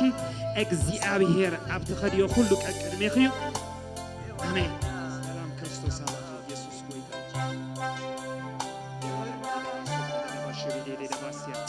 እግዚአብሔር ናይ ጸጋኻ ክብሪ አብ ይወን አብ ሰበዝ ልቀጽል ያለሁ በጌታ በኢየሱስ ክርስቶስ ያውስም ናይ ጸጋኻ ክብሪ አብ ልዕላኻ ወይገለጽ ብሽም ኢየሱስ ክርስቶስ አጻጽምቱ ይለምልም በኢየሱስ ስም ይለምልም ከእንደገና ይለምልም ከም በሐድሽ ይለምልም ከም በሐድሽ ይለምልም ከም በሐድሽ ይለምልም ብሽም ኢየሱስ ሕይወቱና አብሮን ይለምልም እግዚአብሔር በጸጋኻ ዘበለ ሁሉ ተንክፈ ብሽም ኢየሱስ ክርስቶስ استبلسان تزارب እግዚአብሔር ጸጉ ያብዛል መንፈስ ቅዱስ ተመለኸ ጃካታ ሞሳቴ ለበዲና ማክራስቶን ጃብራዳ ለማሶ ፕሮጆሎ በዲና ማክራስታ እግዚአብሔር በመንፈሱ ይምላ በመንፈሱ ይምላ እጂ እርዳታ በሰማይ ደጅ ይወርዳል ያምላኩ እጂ እርዳታው በሰማይ ደጅ ይወርዳል ካምላኩ እጅ አንተ ላወቁብህ ፍቅር የማዕረግ መጎናጸፊያ የሐዘን ዘመን ማስረሻ ከማይነጥፍ ሰላም መድረሻ በእረፍት ወንዝ ዳር ይተከላል ያገኘ ከምንጭ ጋር ይኖራል እርዳታው በሰማይ ደጅ ይወርዳል ያምላኩ እጅ እርዳታው በሰማይ ደጅ ይወርዳል ያምላኩ እጅ እርዳታው በሰማይ ደጅ ይወርዳል ያምላኩ እጅ ርስቴን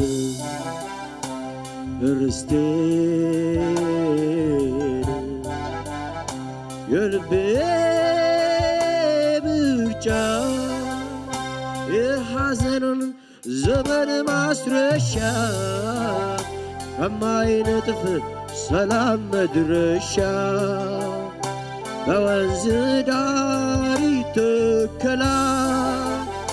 ያገኘ ከምንጭ ጋር ይኖራል እርዳታው በሰማይ ደጅ ይወርዳል የአምላኩ እጅ እርዳታው በሰማይ ደጅ ይወርዳል የአምላኩ እጅ አንተ ላወቁብህ ክብርነ የማዕረግ መጎናጸፊያ የሐዘኑን ዘመን ማስረሻ ከማይነጥፍ ሰላም መድረሻ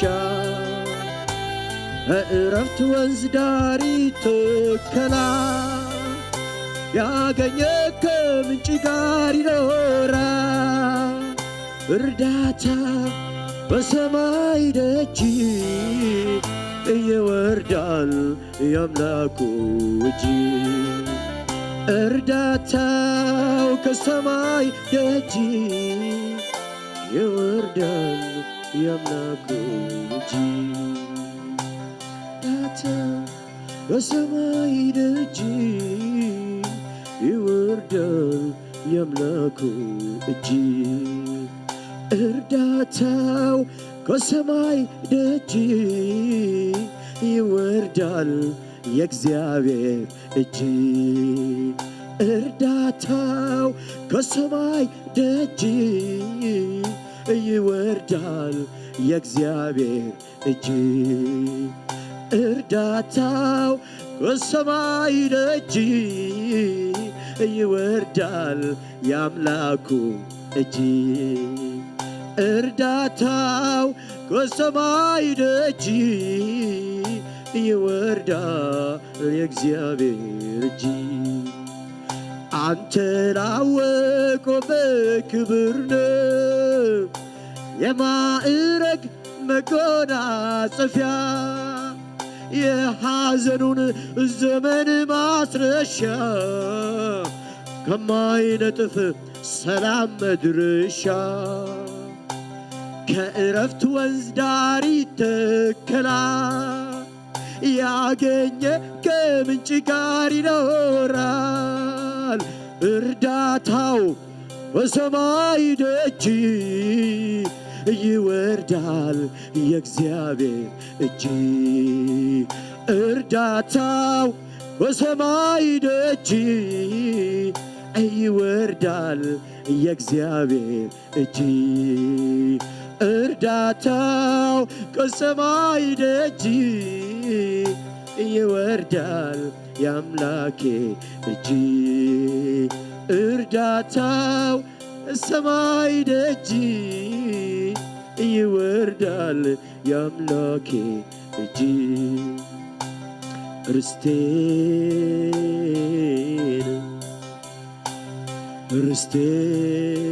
ርስቴን የልቤ ምርጫ ነፍሴ ያጸደቀ የፍቃዴ ብልጫ ሁሉንም ንቄዋለሁ ክብር በፊቴ ያጣ ሁሉን ትቶ ነፍሴ ለፍቃድ መጣ ጌታ ፍቅር እጅግ ያየለ መጣ ጌታ ፍቅር እጅግ ያየለ መጣ ጌታ ፍቅር እጅግ ያየለ መጣ ጌታ ፍቅር እጅግ ያየለ መጣ ጌታ ፍቅር እጅግ ያየለ መጣ ጌታ ፍቅር እጅግ ያየለ መጣ አንተ ላወቅኩብህ ክብርነ የማዕረግ መጎናጸፊያ የሐዘኑን ዘመን ማስረሻ ከማይነጥፍ ዘመን መድረሻ ከእረፍት ወንዝ ዳር ይተከላል ያገኘ ከምንጭ ጋር ይኖራል እርዳታው በሰማይ ደጅ ይወርዳል የአምላኬ እጅ እርዳታው በሰማይ ደጅ ይወርዳል የእግዚአብሔር እጅ እርዳታው በሰማይ ደጅ ይወርዳል የእግዚአብሔር እጅ እርዳታው በሰማይ ደጅ ይወርዳል የእግዚአብሔር እጅ እርዳታው በሰማይ ደጅ ይወርዳል የእግዚአብሔር እጅ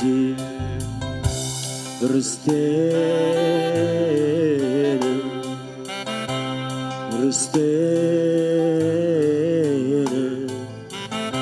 የልቤ ምርጫ ነፍሴ ያጸደቀ የፍቃዴ ብልጫ ሁሉንም ንቄዋለሁ ክብር በፊቴ ያጣ ሁሉን ትቶ ነፍሴ ለፍቃድ መጣ ጌታ ፍቅር እጅግ ያየለ መጣ ጌታ ፍቅር እጅግ ያየለ መጣ ጌታ ፍቅር እጅግ ያየለ መጣ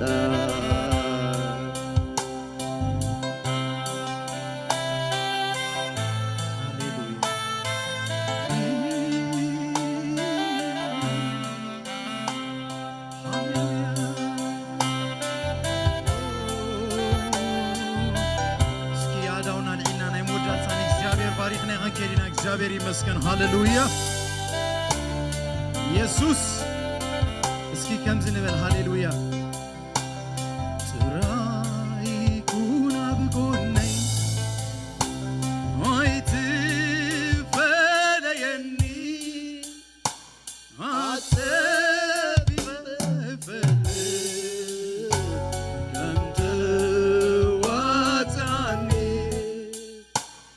ጥራይ ኩና ብጎነይ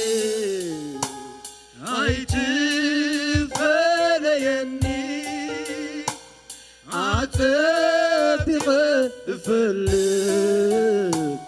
ከምተ ዋጻኔ ሲበሉ ጥራይ ጎና ብጎነ አይትፈለየኒ አጸቢቐ ፍልግ ከምተ ዋጻኔ እስኪ እንደገና ጥራይ ጎና ብጎነ አይትፈለየኒ